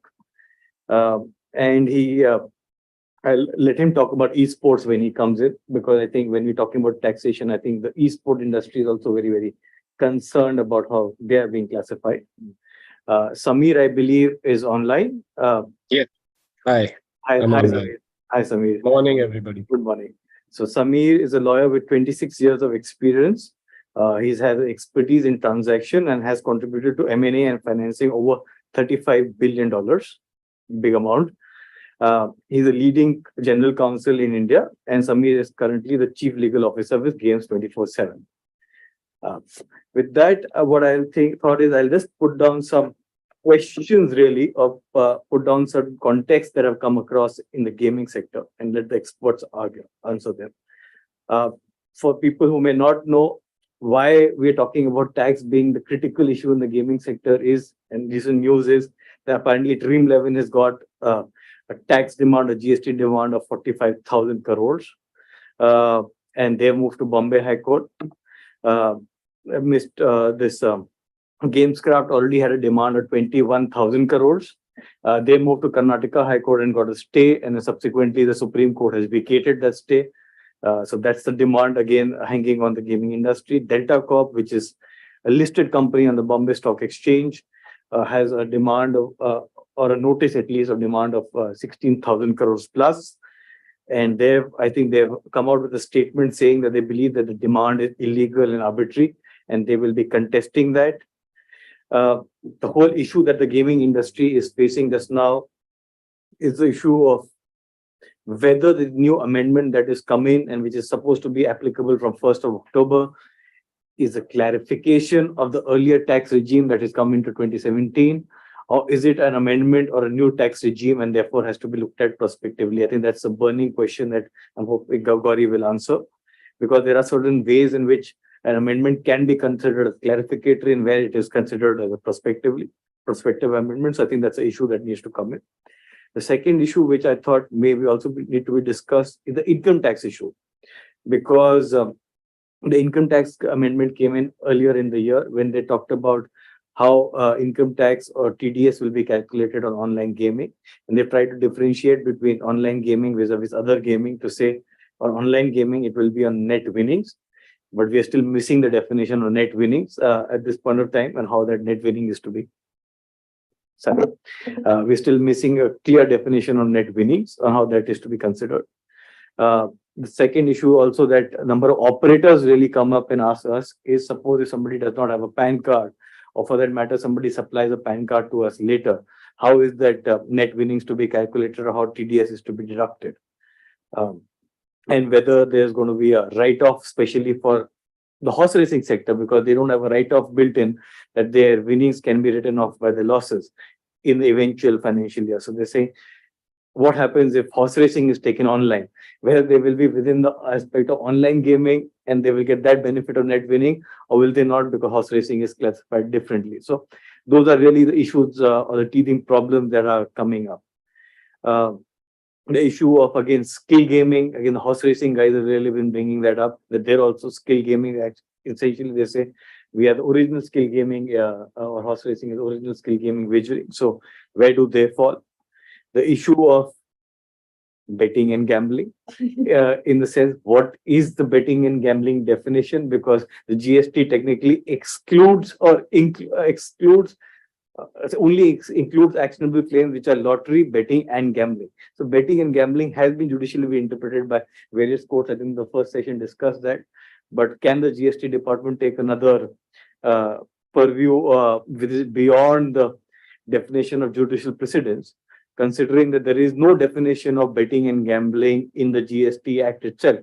So where do we look at? How do we interpret this going forward? The lottery, again, I'll go back to lottery, because lottery, because we're talking about the gaming industry, lottery is also part of the gaming or the gambling industry. But the question that they're asking is, what happens to them when they go online? Because till now, lottery was always physical, paper-based lottery, and even the digital lottery that was considered was the kiosk-based lottery. But now they are saying that we are also coming out with an innovation, saying that if we go online, how is tax to be applied to it, both on a direct tax and the indirect tax aspect. We have Abhishek here. So esports. Now esport comes out with, it's probably going to come out with its own unique argument, saying that they are a sport. They are a medal event in the Asian Games. We have, hopefully we get a medal as well.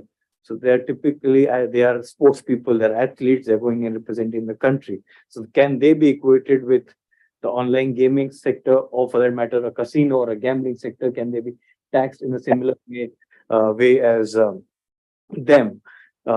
Then the next issue comes in is 18% tax, the residuary element of with how the gaming industry has been paying tax. It is 18% on the skill element of the GGR versus the 28% on the face value. And with that question that comes in is that in consonance, or is the notification in consonance with the tax laws? Because in tax, basically, you can only charge on the transaction value that actually is paid, or what is the supply of goods and services, not beyond it. And whether that particular section 15(1) can be read with 15(4). And sorry, I will stop because there are multiple questions that I've put here. But the last one probably is, how will the tax then be applied on subscription model, especially when it comes to esports or maybe the gaming sector, when they come out that it's a software licensing rather than actually gaming?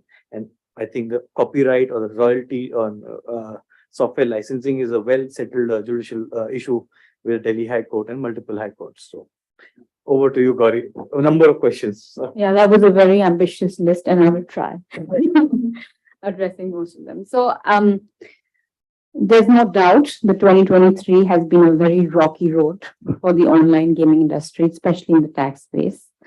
I'm going to address income tax first because I feel it's an easier creature to deal with currently.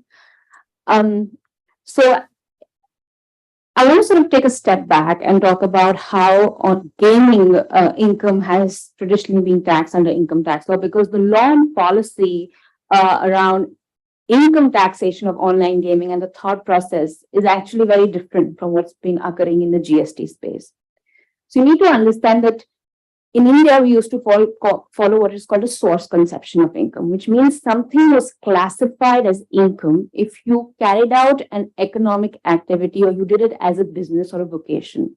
So traditionally, income that came from gaming, whether it was lottery, betting, card games, puzzles, skill, no skill, income tax law didn't care, it wasn't taxed. There was a specific exemption on 10 clause 3 of the Income Tax Act, which said casual or non-recurring receipts are not income. And it was only somewhere around in 1972 when the government sort of altered the tax policy, not because it thought it was a sin good or because it wanted to sort of, have a moral ground to tax, but because it was simply because we were moving towards a net accretion concept of income where we felt that if somebody is getting richer, maybe because of casual or non-recurring gains, they should pay tax. It's its ability to pay. And at the time, you were taxed at the applicable marginal rate. The exemption limit applied to you. You were allowed a deduction of expenses, and losses were also allowed in intra-source, gaming income. However, somewhere around 1986, the government sort of changed the law, and they decided that any income that was arising from gaming or card games or lottery betting, again, no distinction between skill or non-skill, would be taxed at the highest bracket on a gross basis. So no expenses would be allowed, and that would be taxed at the rate of 40%, which was prevailing at the time. Now, again, someone may say that this was done because, there was some sort of a morality argument attached to it, or in a way they were trying to regulate on gaming practices through taxation, but that was not the reason. The reason was very simple, and again, it was a revenue-based decision. They felt that it was very difficult at the time to factor in expensive or fictitious losses that people were creating. How do you monitor what is your revenue, and how do you monitor, what are the losses? And so at that point, they felt it's better to just not allow any expenses at all. And they also felt that people they would argue, especially in the context of lottery winnings, etc., is that the gaming is divided into 2 or 3 people. So they would all try to claim the exemption limit and say no taxes are payable allowed, which is one of the reasons why they came up with the idea that there will be a flat rate of tax. So since 1986, the major key change that's occurred in the taxation of gaming in the income tax space has been in the context of online gaming. And I see this as a positive development because the government recognizes now that in the case of online gaming, it's actually possible to identify net winnings because everything happens through an appropriate banking channel. There is data, there's information which is available. This is not a case where it's possible for users or players to conjure fictitious losses. And I feel this is one of the reasons why there is a distinction that has been drawn between online gaming, where only net winnings are taxable, versus a situation of other gaming where they continue to say that there will not be any deductions that will be available while computing your income. Now, again, the government has set out Rule 133 of the income tax rule, which gives a very detailed procedure on how you compute the net winnings. There is, again, we must applaud the government where it's due in the sense that there is now certainty in terms of how do you treat bonuses, how do you treat referrals, fees, how do you deduct the original stake amount, at what point are you required to deduct TDS. So all of these things, there is clarity now. And the hope is that as the income tax policy evolves, we can, sort of continue on this path and get more nuanced, right? Because what happened earlier and the way the law and policy evolved was that whether you are performing or carrying out gaming activities as a profession, like in the case of esports, or whether you're doing it as a hobby or you're a casual gamer, it's all taxed under head other income. No deductions are permitted other than the net winnings, what is allowed therein.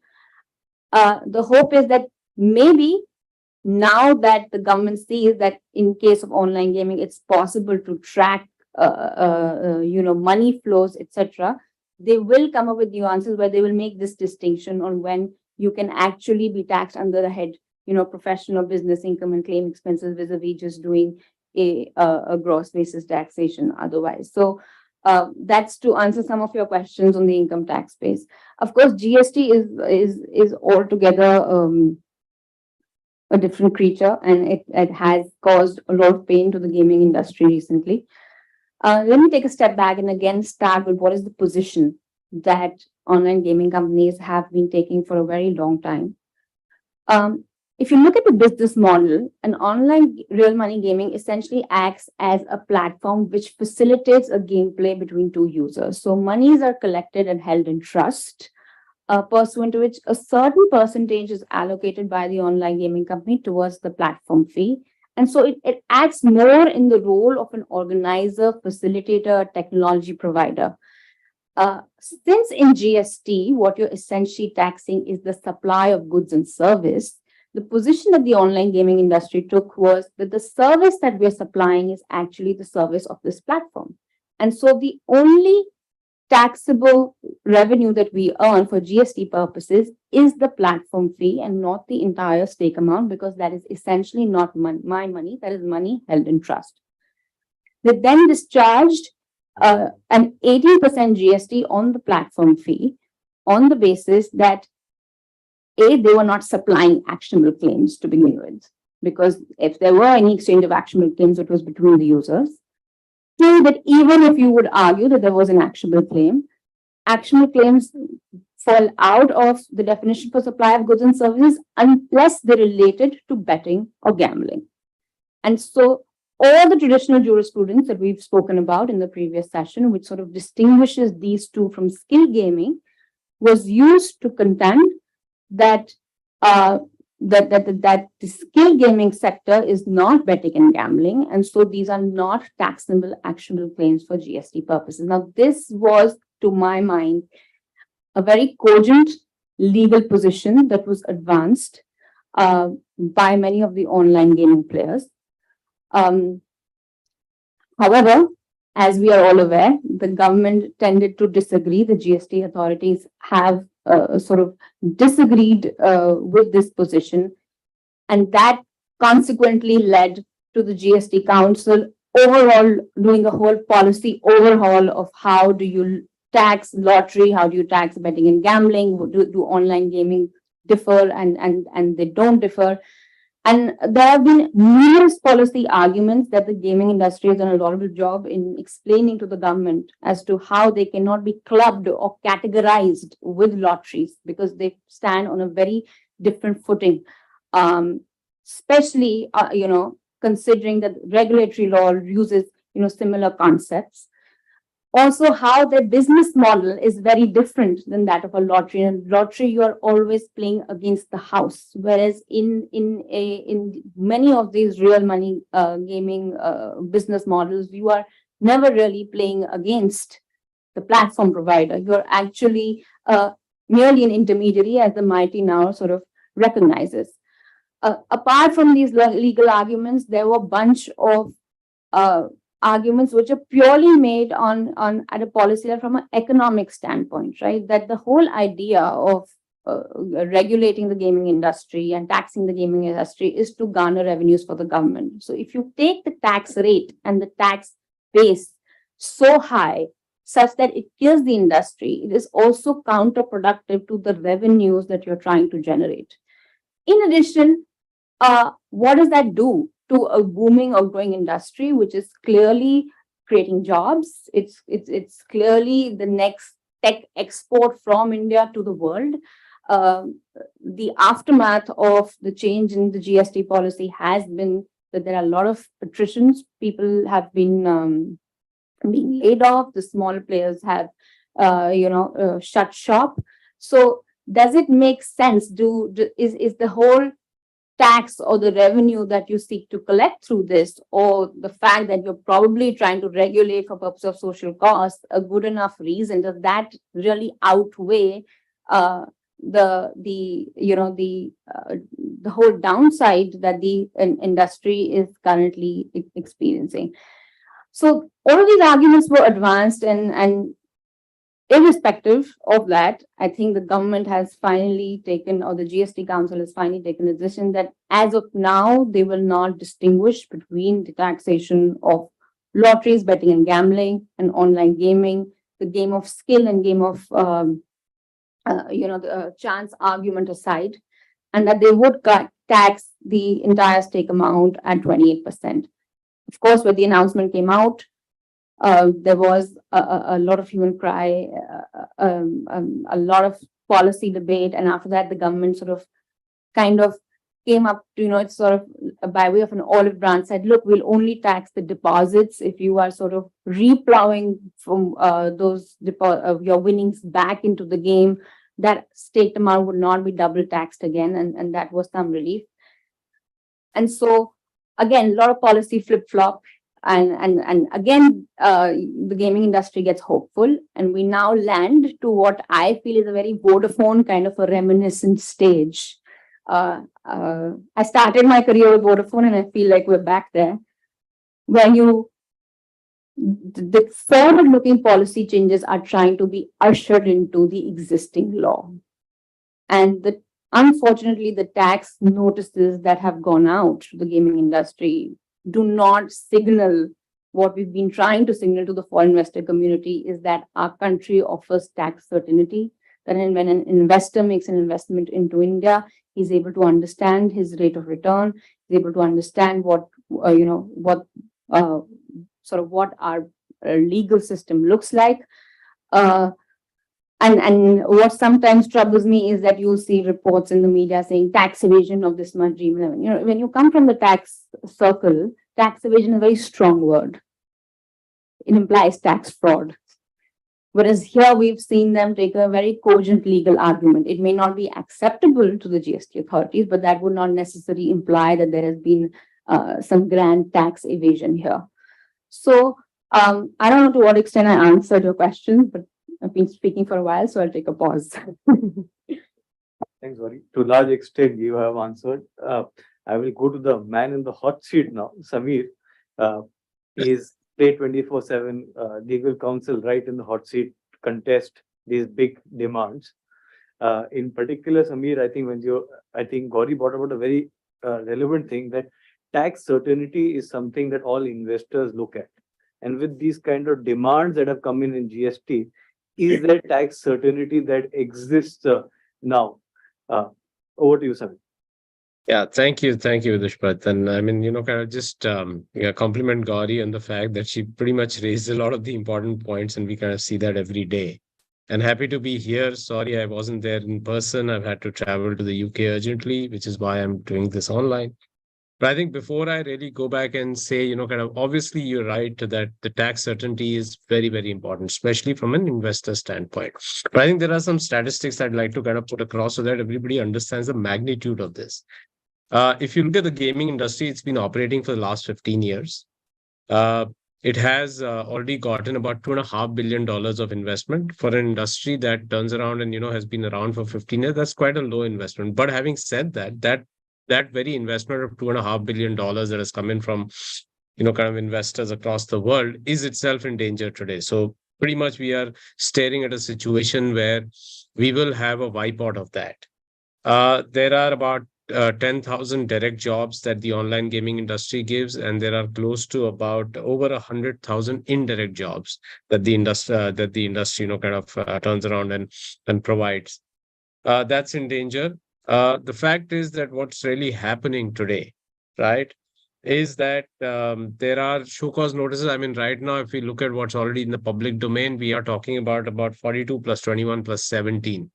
That's about 78,000 crores, which is way, way, way higher than even probably, kind of what the industry's ever made over the last so many years. In fact, this is just 3 companies that I counted, and these are all publicly stated figures. You add to the others, I mean, we are yet to get one. I'm sure we'll get one. The others will get one. So you are looking at over 200,000 crores of GST demands for an industry. Probably, on best estimate basis numbers, has over the last, I think about, even if I were to take the last 7 years or so, has probably earned revenues of not more than a max of 20,000 crores, right? So you're talking about close to 1,000 companies, earning about 20,000 crores over the last 7 years, which means you're talking about really 2,000 crores a year as an average. Over 1,000, you look at the numbers, you'll see. But the demand is like 200,000 crores. So clearly, I mean, it's a major issue. And this is after the fact that our Prime Minister himself has turned around and said that the AVCG sector is important. It adds into the billion-dollar economy, and gaming is going to be a significant part of it. So an industry which can turn around and grow, contribute significantly, is in a way being butchered by the GST people. I also have to say, and these are just some backgrounds that I'm going to put before I give the full before I, get into the detail. is that I think the government did very well in getting clarity into the direct tax. I think, the mighty kind of turning around and coming up with regulations, the online gaming rules. I mean, all of that were fantastic steps in the right direction.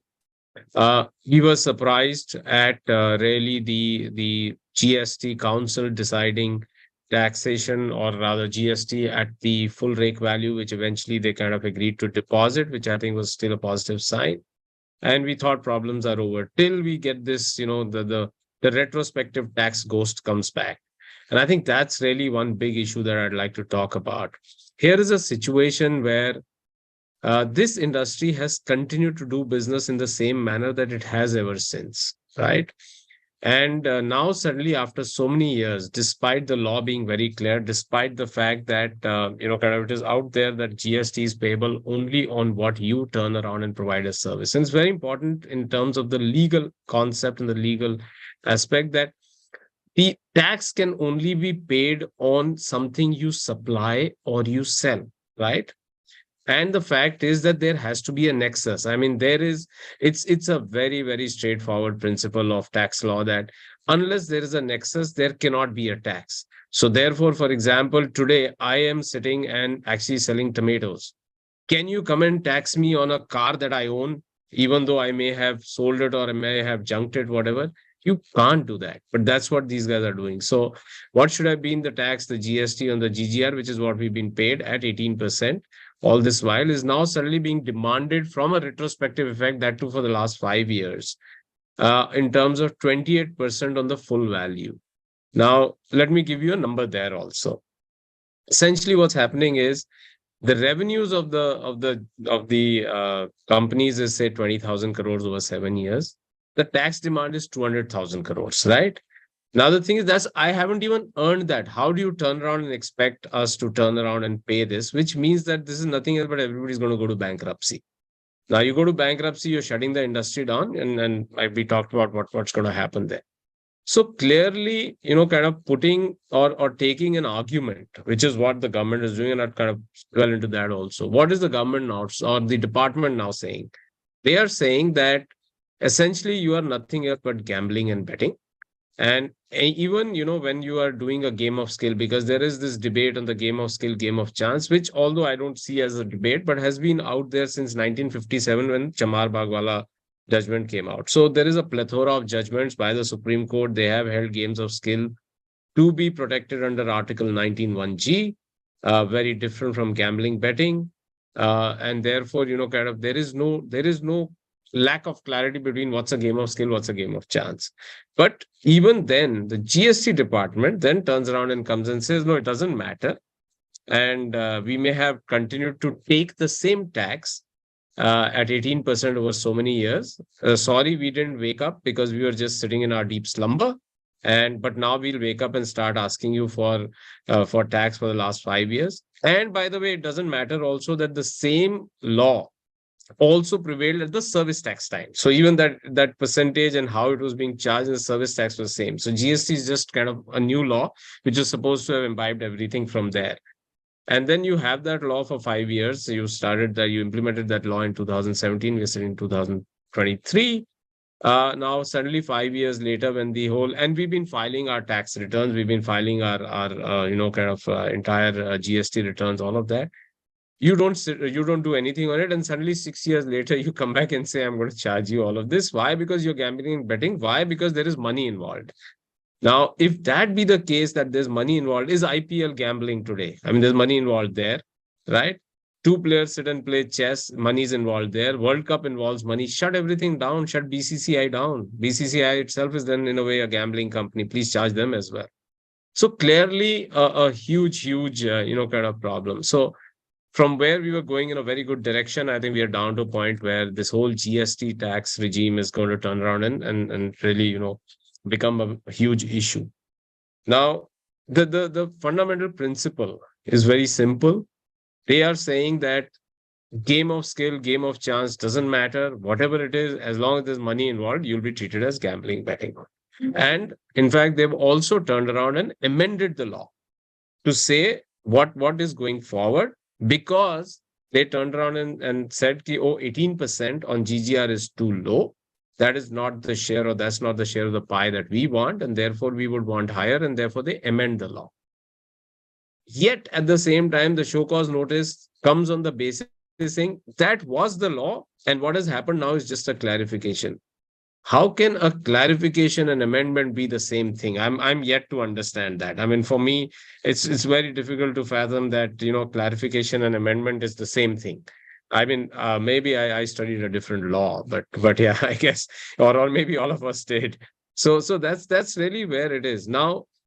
The repercussion of that is one. The other thing is, to then take it into the court, and for it to be, despite the court in Karnataka turning around and holding it differently, they challenged the Supreme Court. Unfortunately, there's a stay. The matter is going to come up on 10th. Can't talk much about it given that it's sub judice. But having said that, the stand of the government is very crazy, or the department, for the reasons I stated. One, the same law is continued. Therefore, there is no change. You amend a law to say going forward, this is what will happen, but you then try and charge me on the basis of the new law saying that it's already enforced or it has already been enforced. Three, you turn around and don't see any economic rationale. You want to charge companies which are turning around and going to be bankrupt because you are asking them for paying even beyond their revenue.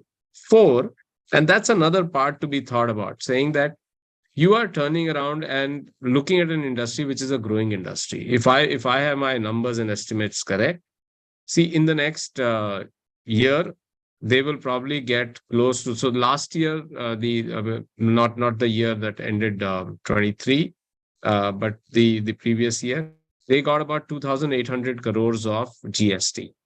Now that number this year, last year would have gone up, but this year is expected to touch, especially with the changes in the law, is expected to touch about 8,000 crores, and it keeps going up.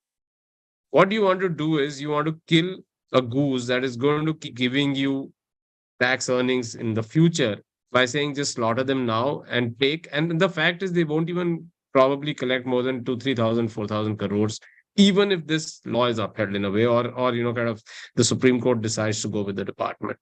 So clearly, there is complete lack of understanding and a lack of what I would say is, economic or legal rationale here. So that's where the industry is. And I think it's important that we understand that if India has to turn around and be a growing sector, especially in the AVCG and the online gaming, it needs to be working on policies and the laws which are turning around and going to be forward-looking as trying to do a retrospective. I mean, Gauri mentioned about Vodafone. I mean, exactly the same thing, right? You go through the retrospective. How can you do that? It's very crazy.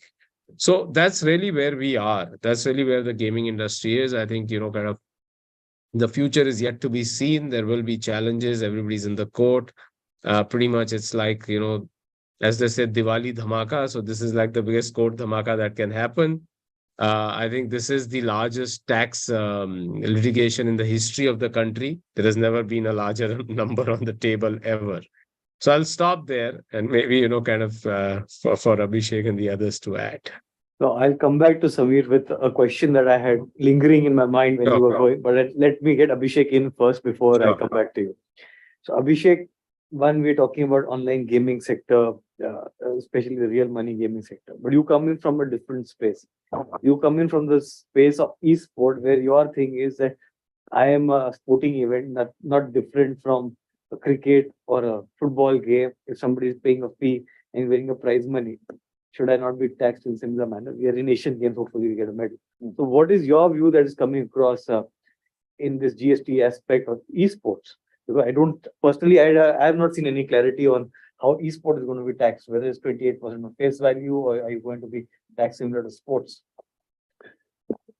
Fantastic. I think that's a straightforward question, doesn't need a very long response, but I will certainly take a few minutes to kind of sort of capture what's already been discussed on the table. So first of all, Vidushpat and Sajna, thanks for having me here. Dr. Sharma, thank you. Fantastic views, and all the other speakers. I think, Vidushpat, you've pretty much touched, as far as this particular session is concerned, you've highlighted in a very straightforward fashion. Esports is the one segment which, of course, I made a submission to the Honorable Minister couple of years ago, is the youngest sibling in the room. Often forgotten when it comes to all the important heavy-weighted discussions. But fact of the matter is, it is actually the easiest solution from a larger gaming ambit, if I were to sort of look at AVGC as a holistic umbrella segment, whereby, because the session is on tax and regulatory outlook, and both co-enjoined, we as Federation of Electronic Sports Associations India, we are a body of 27 state associations coming together. Our outlook has been very simple. And obviously, we are very cognizant of where we are operating out of. Law of the land is pivotal, and that has been a primary approach that we've always operated with. So therefore, our first set of submissions always were not so much on the debate of games of skill versus chance, because very clearly esports is premised as a segment where there are only games of skills that are played. However, the industry in India, and as Samir and Gauri have rightly outlined, and I understand a couple of other speakers earlier also suggested, right? We are sitting on about $2.5 billion of investments coming to this country. Hold this relative to the Saudi Arabia investment fund announcing that they intend to infuse about 38 billion over the next 7 years, right? So what we are looking at is essentially where there are two different outlooks by the respective policy leaders, not makers, but of course makers stroke leaders. Here the political will is premised very differently. And I feel whether it's your experience at Vodafone, the telco industry, or any other for that matter, I think that political will is very critical. And I feel that we've come a long way from where we were a couple of years ago. I think the post-pandemic era has definitely seen India rise as a very important consumer market in this space. I think, ma'am, you rightly highlighted that the adoption of technology in India is very high. If I'm not wrong, I think we are compared to world standards, about 60-odd%. Our fintech adoption is about 87, which is a marked difference. And that holds a very important, as one of the foundational blocks of the segment that we're talking about. I think one of the speakers, Roland, I believe, also outlined the fact that we are a mobile-first gaming ecosystem. So what we've seen in the last few years, and by we I'm referring to our federation, is that at a central level first, there was no sense of great clarity as to what is esports actually in the first place, and why should it be different than the others. And to be honest, the Honorable Minister Shri Rajiv Chandrasekhar ji was very candid in suggesting that ये सारी चीजें तो किसी ने अभी तक बताई नहीं हमें. Long before, of course, the larger industry was sort of brought on board, right? Our meeting with them is public information, so that was end of 21, early 22. We in fact suggested that one way forward should be to bring the industry together. It's not a big industry. I don't see even today, if we hold ourselves relative to some of the other emerging sectors, there have been some substantial investments, but I think the potential is much greater than where we are sitting at today. So I feel, and of course, the Honorable Prime Minister highlighting AVGC is an important sector. Having said that, our fundamental approach has been to first identify what is skill versus chance. Of course, chance is not a debate that we get into, but what is skill is also very relative today. I think Vidushpat highlighted very correctly.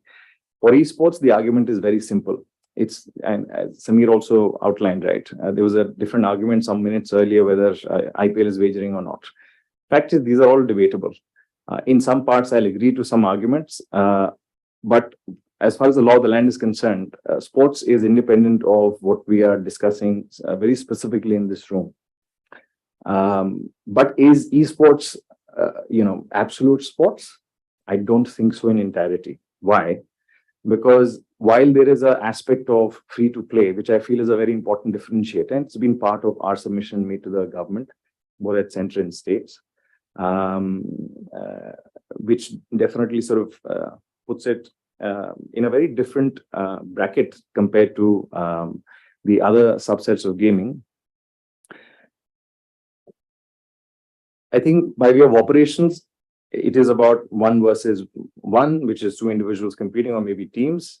But fact of the matter is that's not where it ends. And we had a very clear, fantastic discussion with the Honorable Minister at a starting point, which is why I say we've come a long way, but we have a much longer distance to sort of cover together.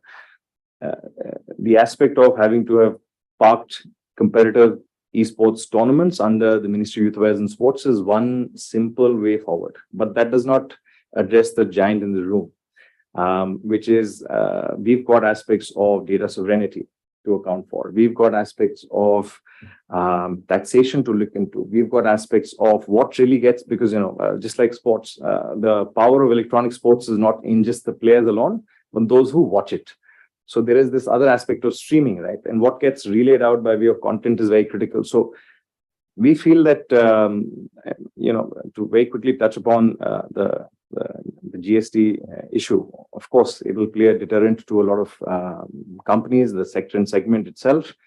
But I think it's a fantastic time for all of us to sort of come together, huddle up, and then make the rightful sort of arguments. I think in the previous session, there were discussions of SROs and what the outlook should be. I think the definition of skill is also, as I keep saying, not absolute, right? Coming back to esports, I'll share a very interesting premise. The Asian Games is underway right now. There is a certain set of games being played at the Asian Games. But an Asian Games technically does fall under the IOC, which is the International Olympic Committee. But here's the interesting aspect, right? The IOC has segregated its own independent definition from what is being conventionally defined as esports today across the world. And therefore, the IOC has come up with what it sort of nomenclatured as virtual sports, right? So here we are as a federation in India. We were trying to explain to the government, hey, listen, this is what esports is. And suddenly the global narrative also, of course, changes. So from day one, our objective has been very clear. We need to go with the law of the land, one, work very closely with the policymakers, in this case, the respective nodal ministries, the ministers, but also have a very accommodative approach. We are India first. We are concerned about the fact that, if there's a fund being announced in the Emirates and Qatar Investment Fund is looking at the India market, it's very clear that, we are a very potential market, and let's not kid ourselves. The government understands that very well. We may say that there are policy flip-flops, this, that, the other, and which is also true. But fact is that, we need to collectively sort of move forward. And I think that's where, this fantastic room with all of you luminaries add so much to the table. And of course, beyond that, the companies, right? So I think from an esports perspective, from an absolute term, from what we are doing as FEI, there are 2-3 very simple things, fundamental things that we started with. Those kids who are registered with us, we don't call them gamers. We call them players. We are an athlete-first organization. Just like I am here, along with me, there are a couple other very important founding members to this organization. The likes of, one of the most predominant Olympians India has produced in Gagan Narang. He's a founding member along with me. I look at one of the state chapters. He looks after Telangana. There is Baichung Bhutia, former Indian football captain.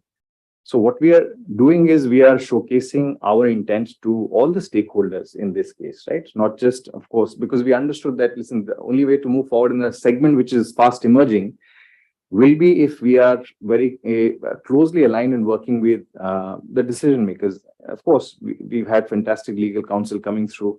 Vidushwat's also been, very candid in his engagements with us, and we've tried to develop those conversations very strongly.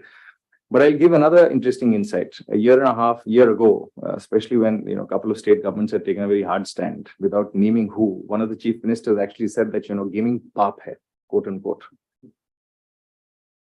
And here we are with a policy document saying, boss, hum gaming ke ek subset ko promote kar rahe hain, which is electronic sports. To his credit, he gave us a good 30-odd minute hearing. And by the end of it, he understood. Like कि आप जो बोल रहे हो मुझे समझ आ रहा है. अगर उसके अंदर ये 2-3 बेसिक सेग्रीगेशन हमने रखा है, जहां पर आप लोग एथलीट्स को प्रमोट करते हो, because eventual outcome for you is, as I said, right, from a federation perspective, it's very easy for me to make these arguments. But from if I were to run an organization which is in the gaming space, obviously my outlook would be a little at a variance of what I'm presenting right now. But for us to explain to the Honorable Chief Minister back in the day was very simple. We are an athlete-first organization. We are conducting tournaments just like any other sports in this country. And therefore, when it comes to the tax regulations and outlook, we will very obviously make a submission as any other sports organization trying to promote a sector which focuses itself on that space. Now, this is as far as the primary argument is concerned. I have a lot more to talk, but I'll sum up one important, very recent anecdote again from the industry, which is focused entirely esports. We're all familiar, right? Someone, I think the gentleman made a fantastic remark on PUBG. PUBG mat bolna, it's BGMI nowadays. So BGMI is a game which has come back to this country. It was originally asked to sort of shown the door along with TikTok, because of course they had ownership from one of the neighboring countries, etc. So understand, it is not just about the commercial value of this the opportunity. It is about the geopolitical positioning that India wants to hold right now. So when we talk about even this sector in industry, I think those aspects have to be accounted for. Now, that's not the absolute argument, obviously. That company has come back to this country, was of course asked to halt operations again, and now operating again, right? But there's a certain very clear window within which they've been asked to operate within. And they've had to abide with certain rules and regulations that, the honorable government laid out. Very recently, there was an announcement of another big title, the game called Free Fire. I don't know, I'm sure most of you would be familiar with. Sorry to interrupt you. I think that's the next session where you're talking about self-regulation and what games come in. So I'll bring you in there because we're running out of time. So maybe I'll ask the people on the table or somebody who's sitting if they have any comments, if they want to make a remark or ask any question to anybody. Please go ahead.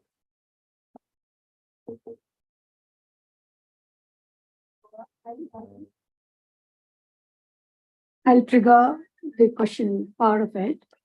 See, GST has resulted in a self-goal, and that is a serious problem about it, on defining what is your transaction, right?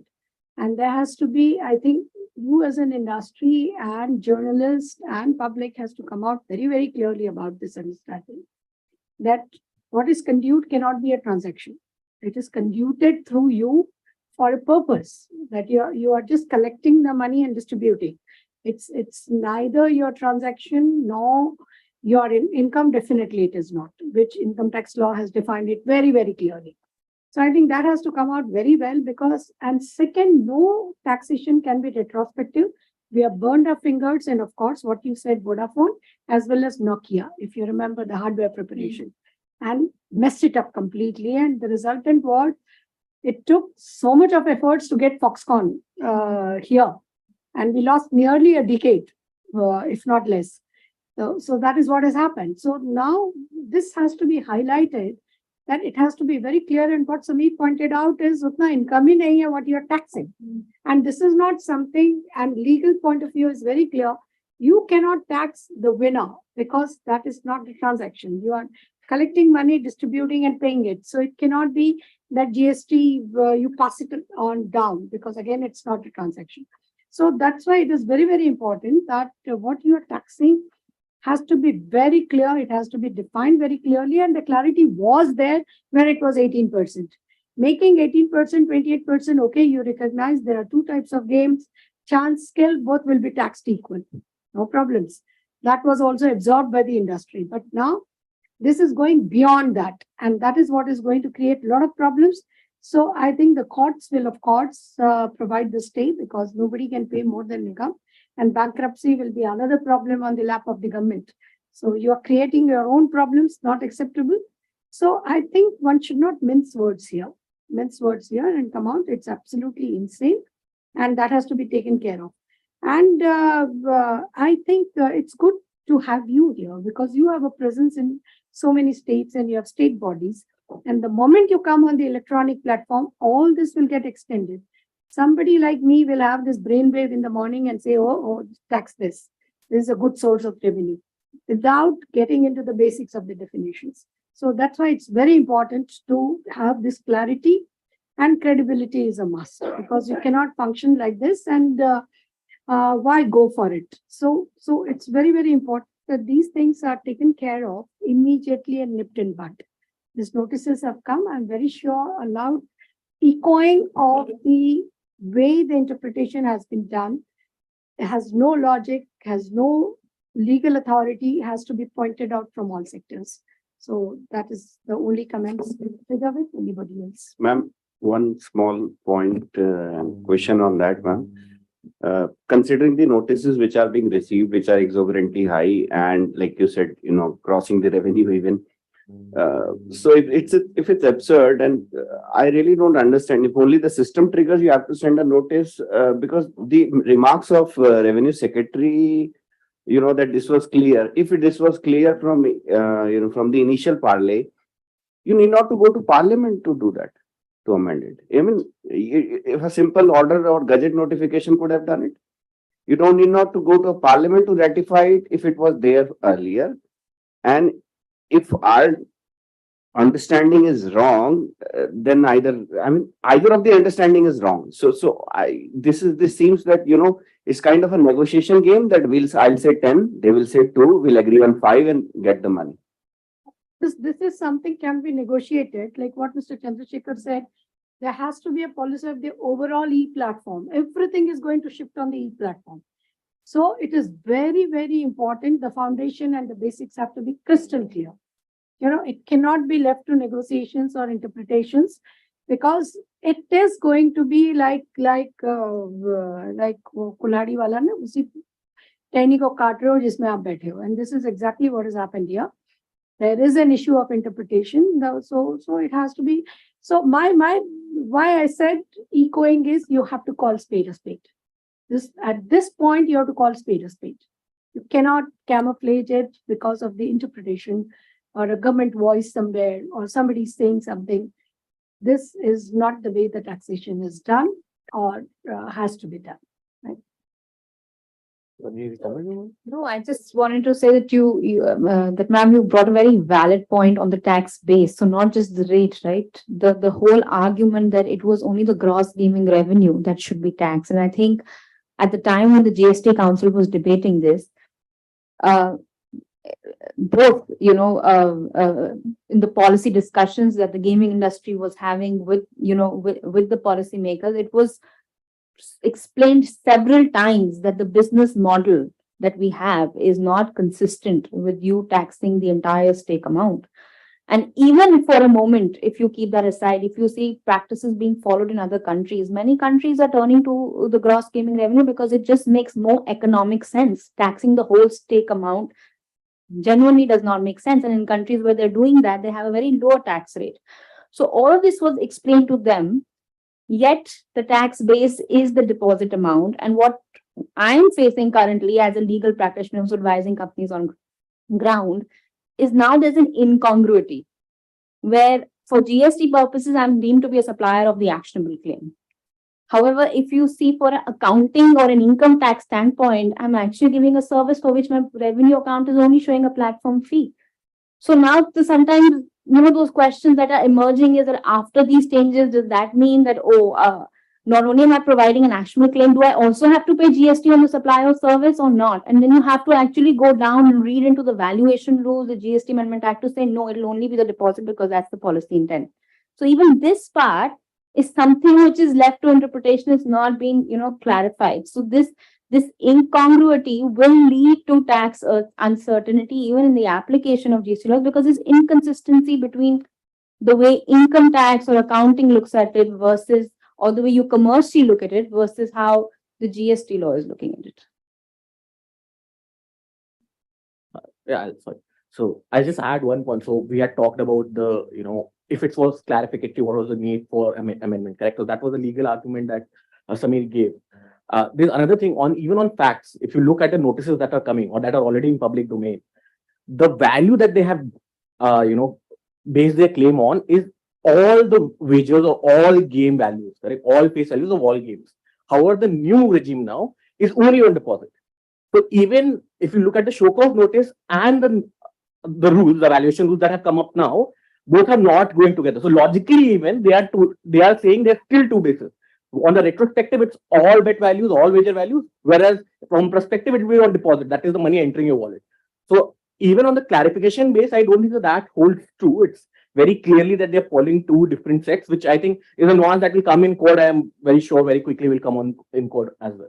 I think that was a question. That was actually something that I wanted to say. If it's a clarification, then you have to apply that clarification right from 2017. You can't take two stands. It is a clarification, but that is going to, but I'm going to apply it on the full face value of every transaction rather than the first transaction. That's a very valid point. Can I come in with Yes, this? But just on yes. one point on this. In fact, I also want to, kind of state here that if for a minute, kind of let's go with the fact, and I'll give the GST, kind of department a little more credibility here. Let's assume that they say it was still the same. But in fact, on the record, what it shows is that that's not what they themselves understood. Because if you go back and look at the speech of the Honorable Finance Minister at the end of the GST Council meeting, she herself accepts saying that till now it has been 18% on GGR, which is not giving us the desired results or the desired, kind of tax. Therefore, the GST Council debated this. It took us 2 years. There were several meetings, and now we have decided to change it. So therefore, I don't still understand the fact that how can somebody now come back and say that, no, but this was always the case and it's just a clarification. I mean, that's just, in a way saying that within the department and the government and the left, right, forward, center, back, reverse, whatever, even they have no clarity of what they're talking. So everybody's on their own tangent. Thank you, Samir. With that, we'll end the session because we are way over time. So, good money for lawyers. I think they're fighting it in all high courts. Not so good for the gaming companies. I think, as Abhishek said, that there's a 38 billion infusion by Saudi Arabia. From what I understood from the discussion today, the demand of tax is about 25 billion. So we are also doing a fair job by just taking that out from the sector. With that, I'll like to thank all the speakers and thank you for attending. And over to you, ma'am, for the next session.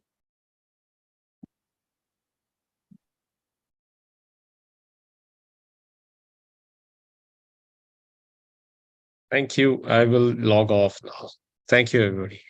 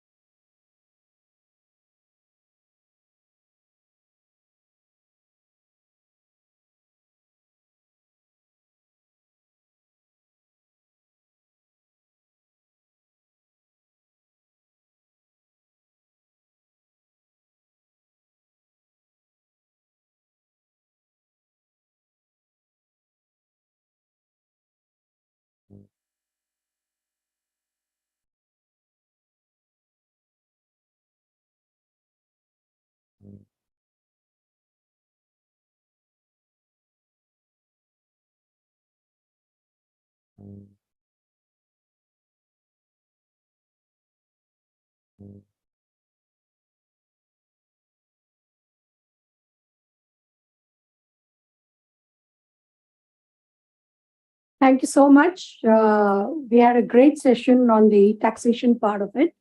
And Samir has been polite there of giving something, but I think time has come to call spade a spade. So because if you give the ambiguity that A understood this in one wing of government, as the other wing of government, I'll be very happy to take that definition. So don't give scope for this kind of understanding at all. That's my very clear advice to all of you when we are moving ahead. We move to the next session, which is on SRO. And we thought it very important for the simple reason, since MITI has taken a step and moved ahead. If you look at it, they have come up with a rule where they passed on this responsibility to SRO to define the game of skill and game of chance. And it has been such a long time, nothing concrete has come. And that's what we thought. The different gamers, they are still thinking themselves as competitor and not thinking to come at the same platform. And with that point of view, we thought of having session. I have with me Achla Sabya. That's my name, not the whole thing, but I'll say. She has nationwide advocacy on microfinance industry network, which had lots of teething troubles by making an SRO. And today they are a very powerful voice. and they've disciplined all the microfinance bodies to a very, very big extent. She's an expert on regulatory prescriptions, industry code of conduct, and SRO's advisories and directives. She has also participated in the conceptualization of blueprint for self-regulatory body and for microfinance industry, and is a member of the Institute of Company Secretaries and a law graduate. So you are on both ends, right? And then I have Shahana, I pronounce it right, Shahana Chatterjee. She is partner with the Public Policy and Regulatory Affairs team at Shardul Amarchand Mangaldas and Company. Shahana has been deeply involved with policy and regulatory issues, both in India as well as United States. And gaming, I think both are in same boat, because here many of the countries have given an outright thing for gaming. But these are the countries who want to differentiate between skilling and chance. So it's very good to have you. She also has been in the forefront of significant developments in the highly regulated sectors in India, and she uses this expertise to advise the world over.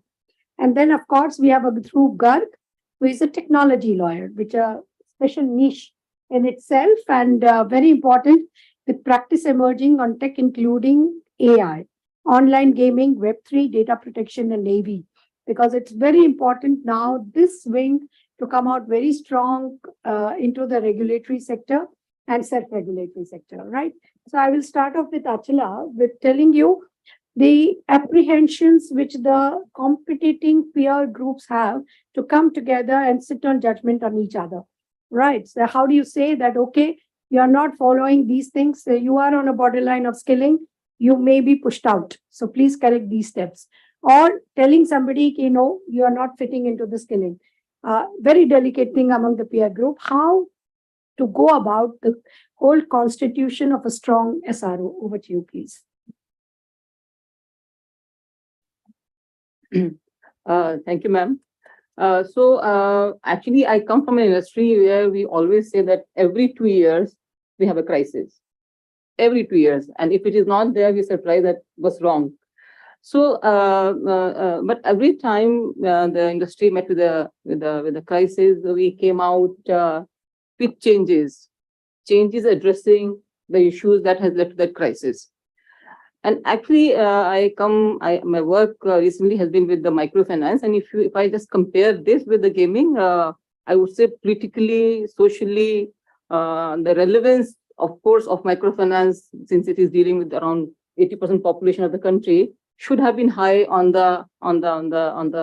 scale with the political leaders, but it was never so.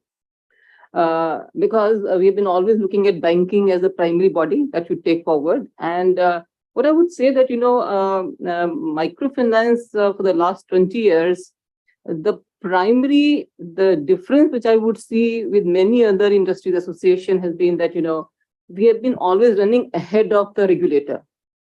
We have been always running ahead. We were telling them, give us the regulation. They say, why do you want regulation? The whole world said no regulation. We identified much earlier that, you know, the work that we do with the poor will not be having a voice to support us, that, you know, this is a good sector, we need them. And therefore, and also, when we began with this work, the people like Ila Bhatt and Vijay Mahajan, very compassionate people, they were very, very clear about their social, you know, responsibilities and all. But once you become an industry, then all kind of players enter that. And therefore, it is important to have a norm which will abide everybody together.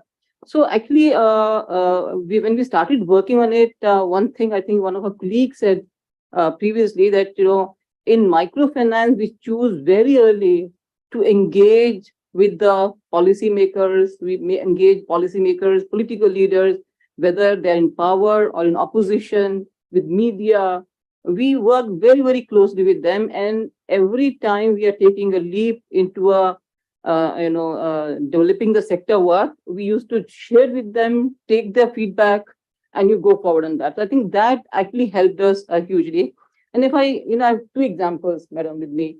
One from microfinance, where I would say that, you know, I think is the only industry which has got recognition from the regulator. And that too from Reserve Bank of India, which is a very, very conservative regulator world over.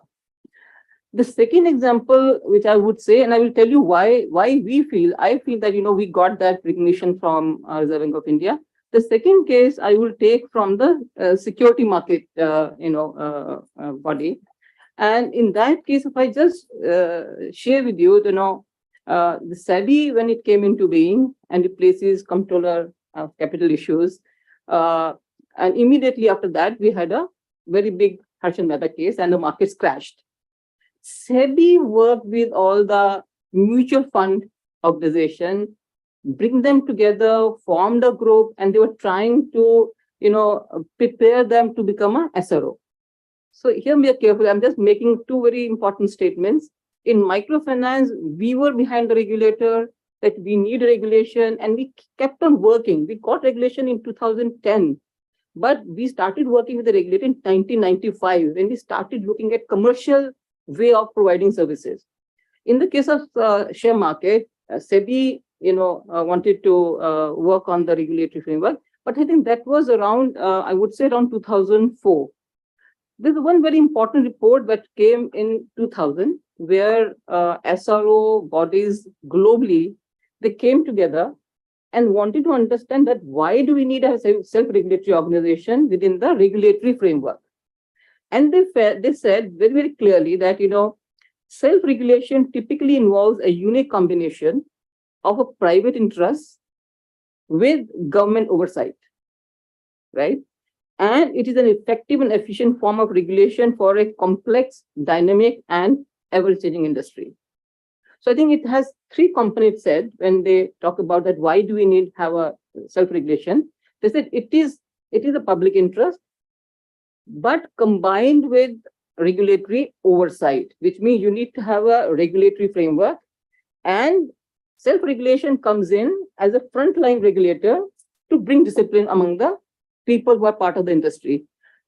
But then what happened that when they worked in 2004, they came out with SEBI came out with self-regulatory SRO guidelines. 10 years they worked with the AMFI, which is the Association of Mutual Fund Industry. And then when they tried to, and then opened the invitation for people to, apply for it, AMFI led one institution applied. They give them in principle approval, but it was challenged. I'm talking about 2014. And even now, they could not, give them a recognition in AMFI. In this case, what happened, because it was challenged in the court of law that, this institution, which has been recognized as an SRO, does not have the financial capacity, does not have the skills, technical capacity to lead all the players and come with a self-regulatory organization which can strengthen the market, which can bring discipline among the providers, and which can also protect the interest of the investors, right? So it was put on hold, and Supreme Court also upheld the decision of the tribunal. In 2023, in one of the CCCI meeting, SEBI asked AMFI, but you have to work like a SRO. So still struggling. In the case of microfinance, we had a meeting with the finance minister, a learned man, and we were told by a board, we have to go and meet him. Even if we sit outside his room, he does not meet us, but we must try it. The whole purpose was that, because the entire polity, the entire, all the governments, they always, because of a welfare state of the country, they said that only government will serve the people. They cannot think a private institution working in the area of, including finance, working with. How did we deal with that? We constantly work with them. We provided them examples from the field. We also developed a code of conduct much in advance. It was always in 2000 when we submitted the first draft of microfinance bill, which we all put together, right? As a practitioner, at that one time we envisaged a microfinance bank. We said we should also have a microfinance bank so that we can provide the, even the deposit facilities to the poor, because otherwise microfinance provide credit to them. It was Chitambram, and he bought into it. And after that, RBI, all these years, we were meeting them, explaining to them the need of regulation. RBI said world over, regulators only regulate deposit collection. We never regulated lending. It's between you and the borrower. But we said that the borrower is not in the same position as the lender. They're poor people. They're not educated. They can't evaluate the services, the quality of service. So therefore, regulation is required. We were giving them argument, right? And we came with the code of conduct. It was released by Vinod Rai ji in 2007. And we said, from the that time we were association. That time it was right from the beginning. We told our members, and we told them that even if we are at that time, all of them were societies trust. They were not required to comply with the law also, Companies Act. We said, since you are borrowing money from the bank, since you are serving poor people, you must abide by Schedule 6 balance sheet and profit and loss, structure, so that you are always transparent. So what I'm only trying to say that, as an association, at that time it was Sadhan, we did everything to bring in place a discipline, transparency, good governance, even if we had no teeth. It was not an SRO recognized by RBI. It was just an association, a collective body of practitioners. But then we did everything to make sure that we are moving towards a self-disciplining or self-policing body.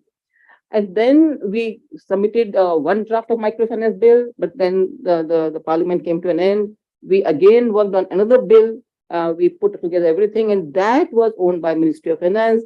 RBI came on board, and we actually pushed in the deposit collection. We called it thrift, a very small amount to people. And RBI got cold feet that in case it get through, in the first bill, RBI refused to say that I will not become a regulator. There were two reasons. And this report which I'm referring, it referred to both reasons, and that applies to all sectors. One, the cost of, if you're a regulator, then the cost of supervision. For example, if I take the case of gaming, all right, the cost of supervision is one. Second, because these are new subjects and the regulators across board are not equipped to envisage what they need to supervise, right? And therefore, the self-regulatory organization system has been brought in India because it is there for a very long time. This report, I'm saying, they said very interestingly, to realize the concept of self in the self-regulation, SRO should encourage market participants to contribute to the development of industry's best practices and standards. Only reason is that if they are involved in developing the standards, they will own it and they'll comply with it. If it comes from top down, then the whole effort to make them comply with it is normally can't be done even by the regulators. So, and we also experienced it. When we did code of conduct, it was a almost 1 year long exercise. We went from state to state.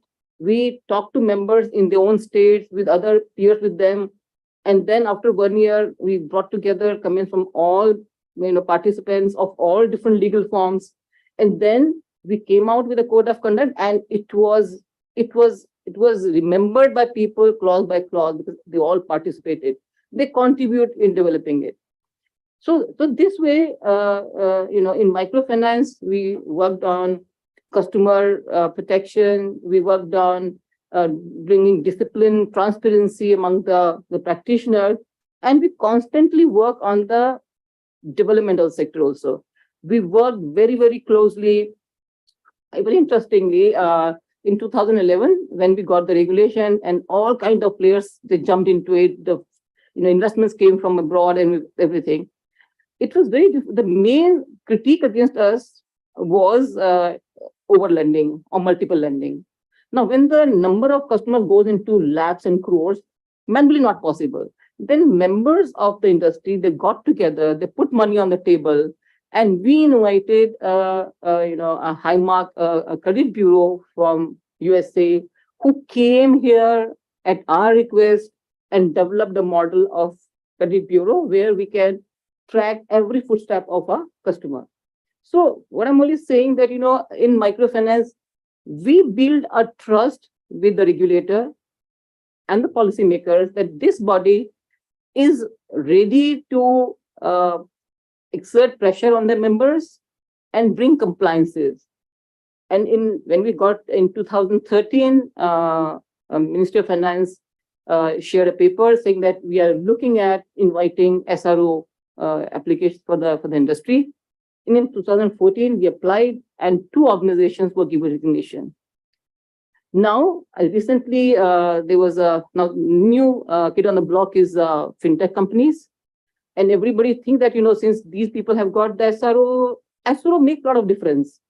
When SRO recognized by the central government, because we work, up to the village level, because the services in the villages, semi-urban area. Now imagine explaining to them, because there's an act called Protection of Depositors Collection. You must have heard about Ponzi schemes, collect money and then vanish. Whenever any police officer see staff of microfinance, they have the Ponzi scheme because they're taking money. They don't ask you for what purpose you're taking money. And most of the time, when there's some Ponzi scheme crisis happening in the state, the first thing happened in all offices of microfinance in that state is being sealed, right? But in the last few years, we have worked very, very closely, not with the central government, but with the state government, with the district authorities, and even with the panchayats, explaining to them what this work is, what do we do. I won't say that there's no problem right now, but I would say that, even if somebody is not recognizing it and somebody has taken the staff of microfinance police station, on the phone, we can resolve the issues. This kind of understanding we have tried to build.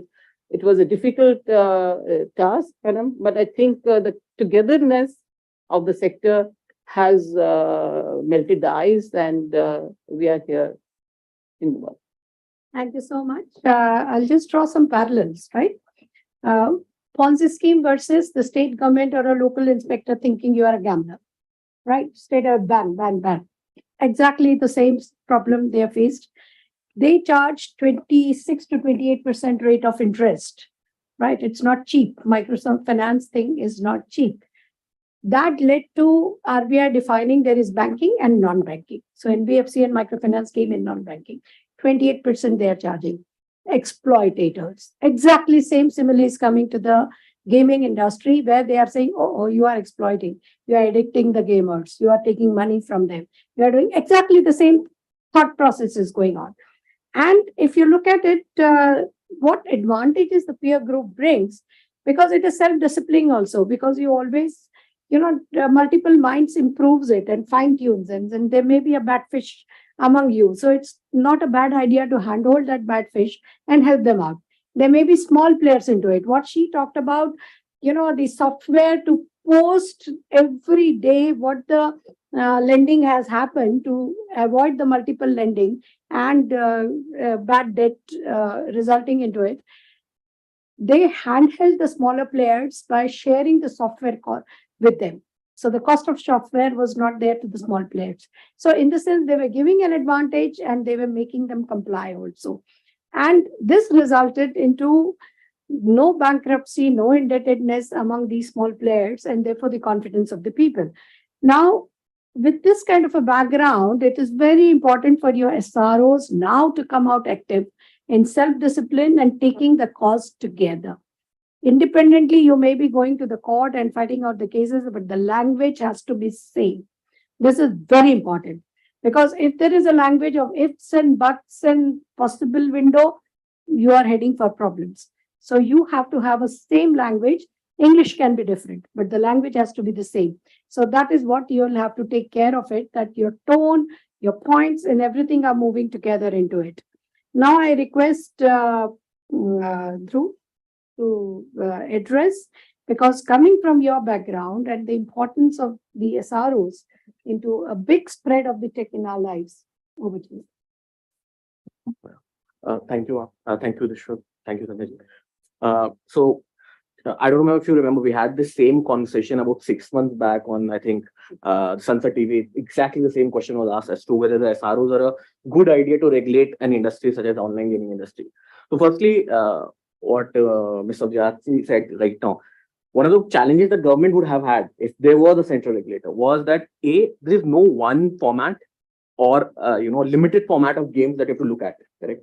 It's a technical job. Correct. Manmohanji has also already said that. Correct. There are two ways to look at it. One, obviously, from a legal lens, what the Supreme Court, High Courts have said. You apply those tests to the games to figure out whether it's a game of skill or chance or betting or gambling. Correct. Then there's also statistical tools that you can apply, but it's on that verification process, it's a very technical task which has to happen for multiple types of games. Correct. You can tweak each game and create a new category. So it's a highly technical thing which only peers can sort of do, and that's why it's a good idea.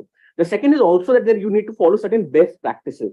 Correct. When it comes to addiction, when it comes to financial security, when it comes to protection of users, when it comes to for other intermediaries when they're onboarding games, whether they are onboarding kosher games, verified games or not, all those things will always be an evolving set of guidelines and safeguards. And for that, you need a body which is very hands-on. So in that sense, yes, SRO, I think, is the answer to it. However, obviously, the government oversight has to be.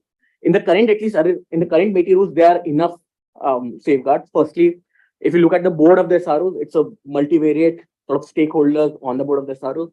There is a government appellate committee sitting on top of the SROs, looking at the decisions of the SROs.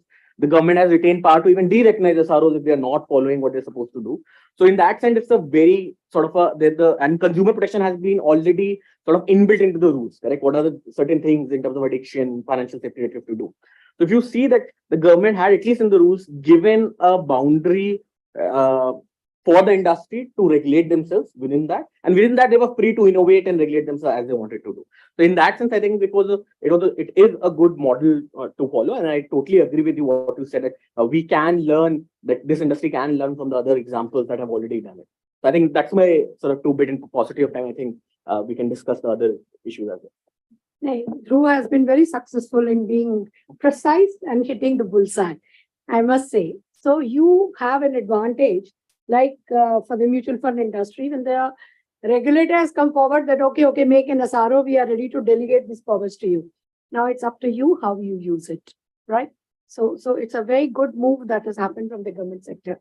Now I'll request to put forward and take ahead the discussions to Shahana Chatterjee. Over to you, please. Prabhat Kumar is not there online also, no? Is he there? No. So thank you, everyone. Thank you, ma'am, for this session. I think extremely timely, given that we're looking at, the announcement of some of the SROs being set up very soon, hopefully. I just want to make a couple of points. I think Dhruv did a fantastic job in kind of articulating a lot of the issues that I wanted to raise as well. But I think one of the things I said in a similar session a little while ago, that I don't envy the gaming SROs their jobs at all. I do not envy them. They have their jobs cut out for them. It's going to be a difficult path for them to tread. But having said that, I think, if you look at conventionally, the way SROs have been set up, whether in India or whether outside of India, their role predominantly has been to encourage a compliant behavior, to encourage good behavior within a particular sector, whether that sector has, a regulatory framework to operate within or not. And the gaming SROs similarly have that expectation, right? And that's reflected in the kind of issues that the intermediary guidelines are going to expect SROs to evaluate, to determine when they're admitting members, when they're giving verification to online RMGs. But I think the additional and the unique thing about the gaming SROs is that they're also going to be playing a quasi-judicial function.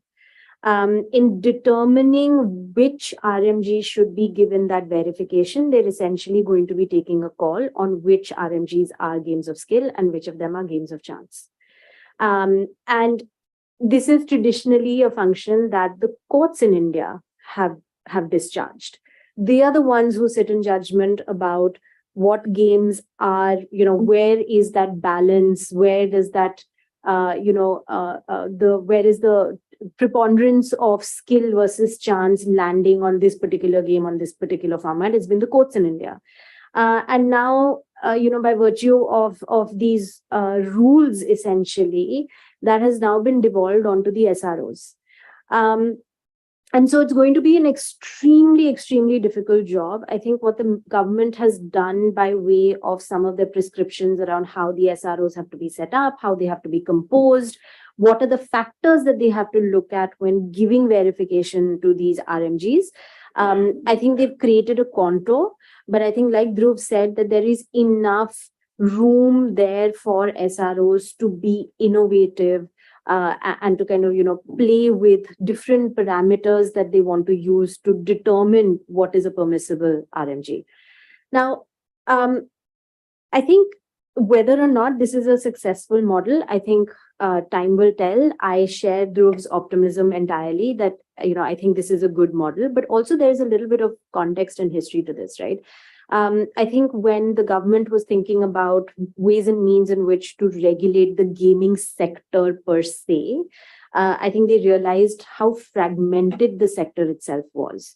And all of the discussions that we had earlier in the morning about, the different formats of games, when is something a game, when is something a sport, when is something acceptable if it's played offline, how does it become different if it's played online, etc. I think there was a recognition that there is a very significant complexity to this sector, and the sector is very fragmented. And this was also one of the sectors that I saw, and I think microfinance is a really interesting example you set out earlier, that I think gaming is following that kind of path, that a lot of the stakeholders in the gaming sector actually wanted the government to consider an SRO structure. This was something that they put forth to the government, saying that, listen, we understand we are fragmented. We also, as a sector, don't want a straight-jacketed approach that we will be bound by when we are trying to consider what is a game of skill and what is a game of chance. We have jurisprudence, we have guidance from the courts, we understand that that is a remedy, but there are very many other issues to the regulation of the gaming sector, consumer safety being one of them, right? The manner in which there is innovation along formats of the rule. Dhruv said you tweak one or two features of an existing format, you have a new game. And so there were all of these considerations that also propel the gaming sector to tell the government that, listen, we want an SRO structure. We don't want to be regulated under a strict regulatory framework. We want that flexibility. And I think the government also recognized the complexity of the sector and also recognized the administrative burden if they were to, retain this regulatory subject matter with them. And so they said, okay, fine, let's work with the SRO structure. And there were, obviously certain successful precedents out there, the microfinance one being one of them, ASCII being the other, SROs in the pharma sector being the other. There were very strong examples and precedents of where the SRO has functioned and functioned well, where members have over a period of time understood and really internalized what that good compliance behavior looks like. They have propelled industry forward. I think, again, the unique issue here is that the SROs will be doing a little bit more in terms of, undertaking that evaluation of the games themselves. So I think all in all, I want to strike a hopeful chord about the future of the SROs and the impact that they're going to have in the gaming sector. I think there is a lot of precedents to learn from. I think there were some risks that I think have been, risks around industry capture, around having SROs being dominated by one type of stakeholder or one type of membership. I think some of those checks and balances have been built in fairly well into the intermediary guidelines and the contours within which these SROs have to function. And I think the reason that I'm most hopeful actually is that I think the SROs, because they will have this ability to innovate, because they will have this ability to lean on different disciplines and different expertise to ultimately determine what is a game of skill and what is a game of chance and what is a permissible RMG. And because they will have the onus of encouraging good behavior amongst their members, I think we're going to see a lot of clarity. We're going to see a lot of innovation coming from the SROs that perhaps public stakeholders like other state governments, for example, may find interesting. And I think there will also be a slight push along the lack of clarity today that exists. I heard in the earlier sessions, and Shivani put it so beautifully, that sometimes you don't really know. There was a lot of confusion about where these online games fell. They were always treated as an exception to gambling, right? But I think now that we have this formal framework, we have these SROs who will have the freedom and the ability to innovate in determining what are permissible games and will be held accountable for their decisions, right? So it's not as if they will operate in a vacuum. It's not as if the OGIs will operate in a vacuum. Both the SROs and the government will continue to have mechanisms to hold them accountable. But I think given these contours, there will be a lot of innovation that we can expect. There will be, I think, a little more chipping away of that lack of clarity between, what is an online game, what is a permissible game, what is a game of skill, and what is gambling, betting, etc. And so, on that note, I think I remain hopeful about the SRO structure for the gaming sector. Thank you so much, Shivani. Sahana. You have to get used to your name. That's true. Very right. Every time I look at the spelling, right? Okay.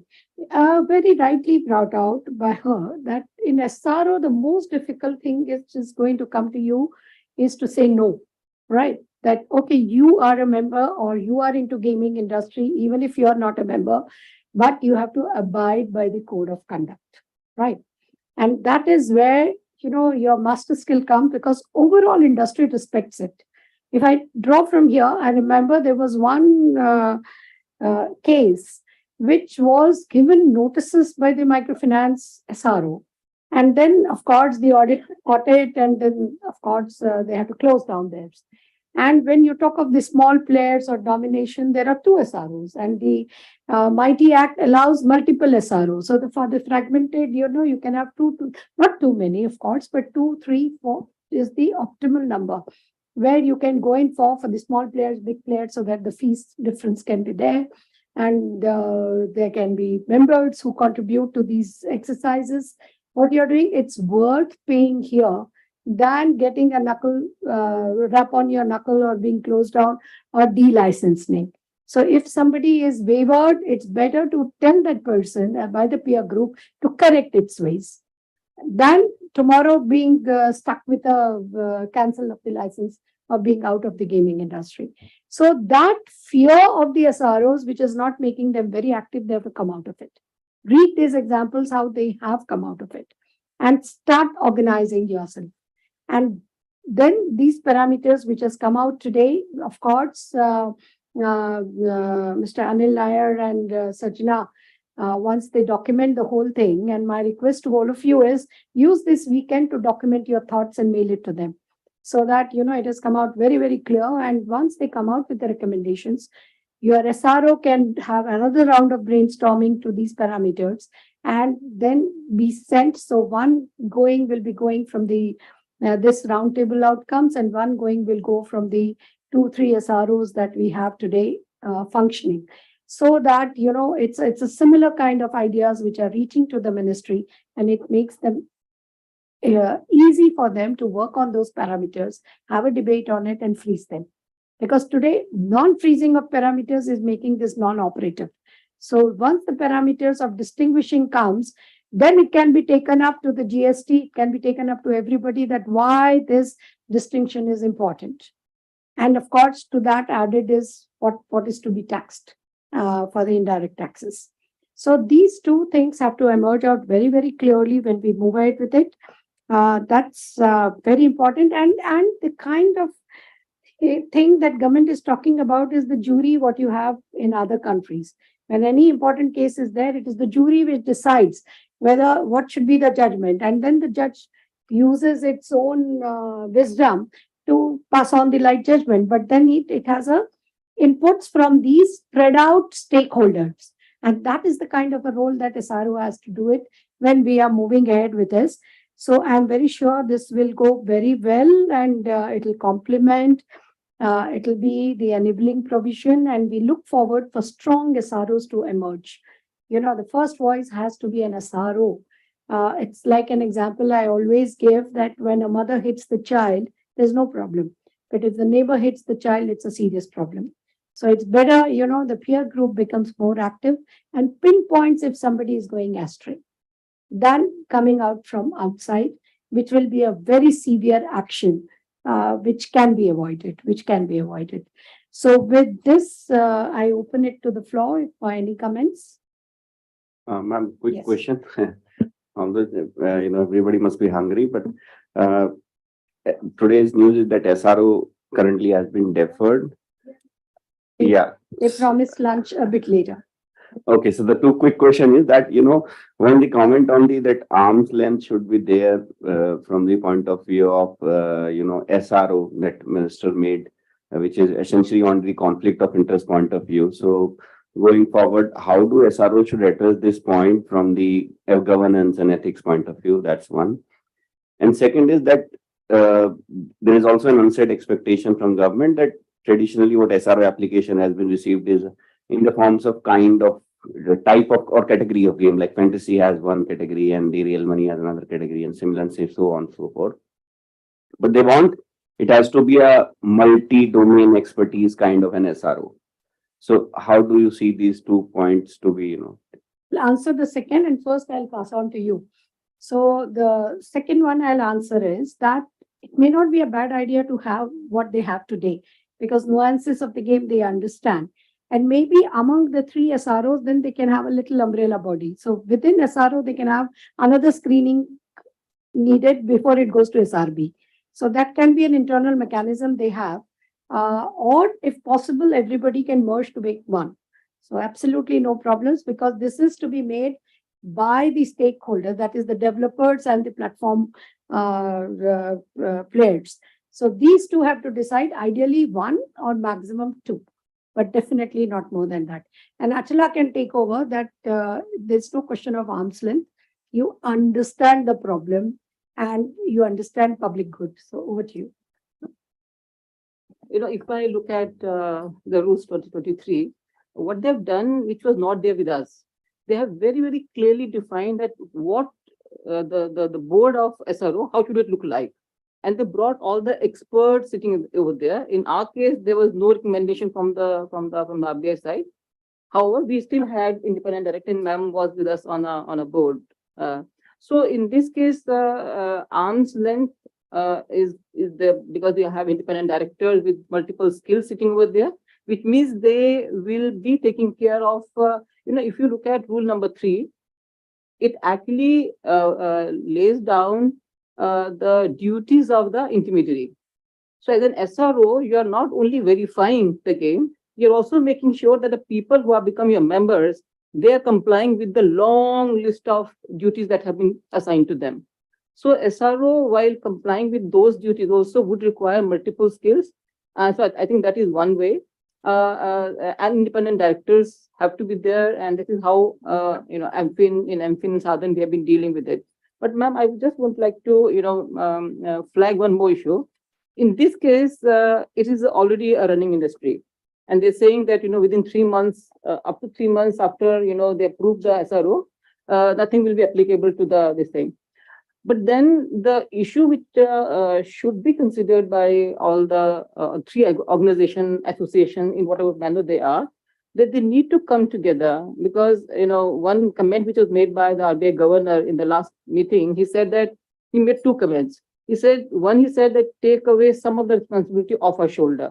Second, they put in place a 2-way communication between the regulators of different genre and the industry, which means the problem which we are facing right now, income tax problem, it is expected that all the 3 associations, I think there are 3 associations in the industry, they should come together and should make a case to the policymakers, political leaders, because we are there. One more issue which is also going to be confronting us when we are going into public domain talking about gaming, that the people who are doing gaming on their phones and all, they are not only from the class with whom we can talk to, or the parental control that we talk about, access control, parent control, age limit, because youngsters of all ages either have phones in their hand, and it's very difficult. And if you look at the size of the population that we have, And the education level, half of the children below 14 years are not going to school. If they're not going to school at the age of 14, which means they will continue with the same education status. So I think the responsibility of gaming industry in India as compared to Europe and America is very, very high. You are actually shaping the political minds of young people who are not looking at the books or the philosophers, but they are learning a lot from the social media, from the gaming that they do. So I think the responsibility is very, very high, and the kind of people Mighty has recommended to be on the board of SRO is going to be very, very crucial. The only point is that fit and proper word they have not used here, which was used in our case. When you choose a person, the person has to be fit and proper, right? Because he should not be known to you, so that you're bringing a whole lot of people, but known to you, they will not put a question to you, and then you just do whatever you want to do. So I think in this Mighty, they have learned from various SRO provisions done by different ministries, and try to put together something which will meet not only the gaming industry's requirement, but the social, political, cultural milieu of the country also. So I think presently we have enough before us, and it has given a long list of, and it actually has eased the job of SRO because they have defined what you need to do. They said you have to give a framework. Now the point is that 3 SROs, we face this problem. In case we cancel one member from our association, they go into another association. So arbitrage is also going to be there. So which means the 3 associations need to come together. If you say code of conduct, they need to be joining hands and developing a common document so that we can reduce the arbitrage between the associations and we can bring good discipline. Very well said. I think that answered your question very, very clearly, that arm's length has to be by having a board with independent people into it, one, and two, coming together for the code of conducts and how you are moving ahead with it. Even for the framework also. That's true, because there are some things which are common to everybody. So common good for everybody, and then competition of the game is always there. That's a business. That is, and that maturity automatically comes up when you come to this platform.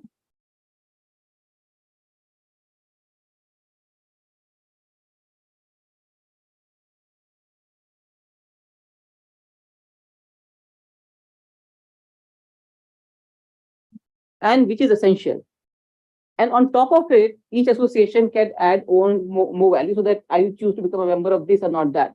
But something which is basic, essential for compliance with the law and for compliance with the law of the land. That should be agreed between all the 3, 4, 2, whatever number comes up. And then association can add more value to the services that they offer to the members. Very right, very right. Thank you so much. Any closing remarks, Lou and Suhan? No, just to reiterate that, I think the SRO is going to play an incredibly important role in the shaping of this sector going forward. And I think that's why we're seeing that the government is, MeitY in particular, is extremely invested in making sure that they get it right.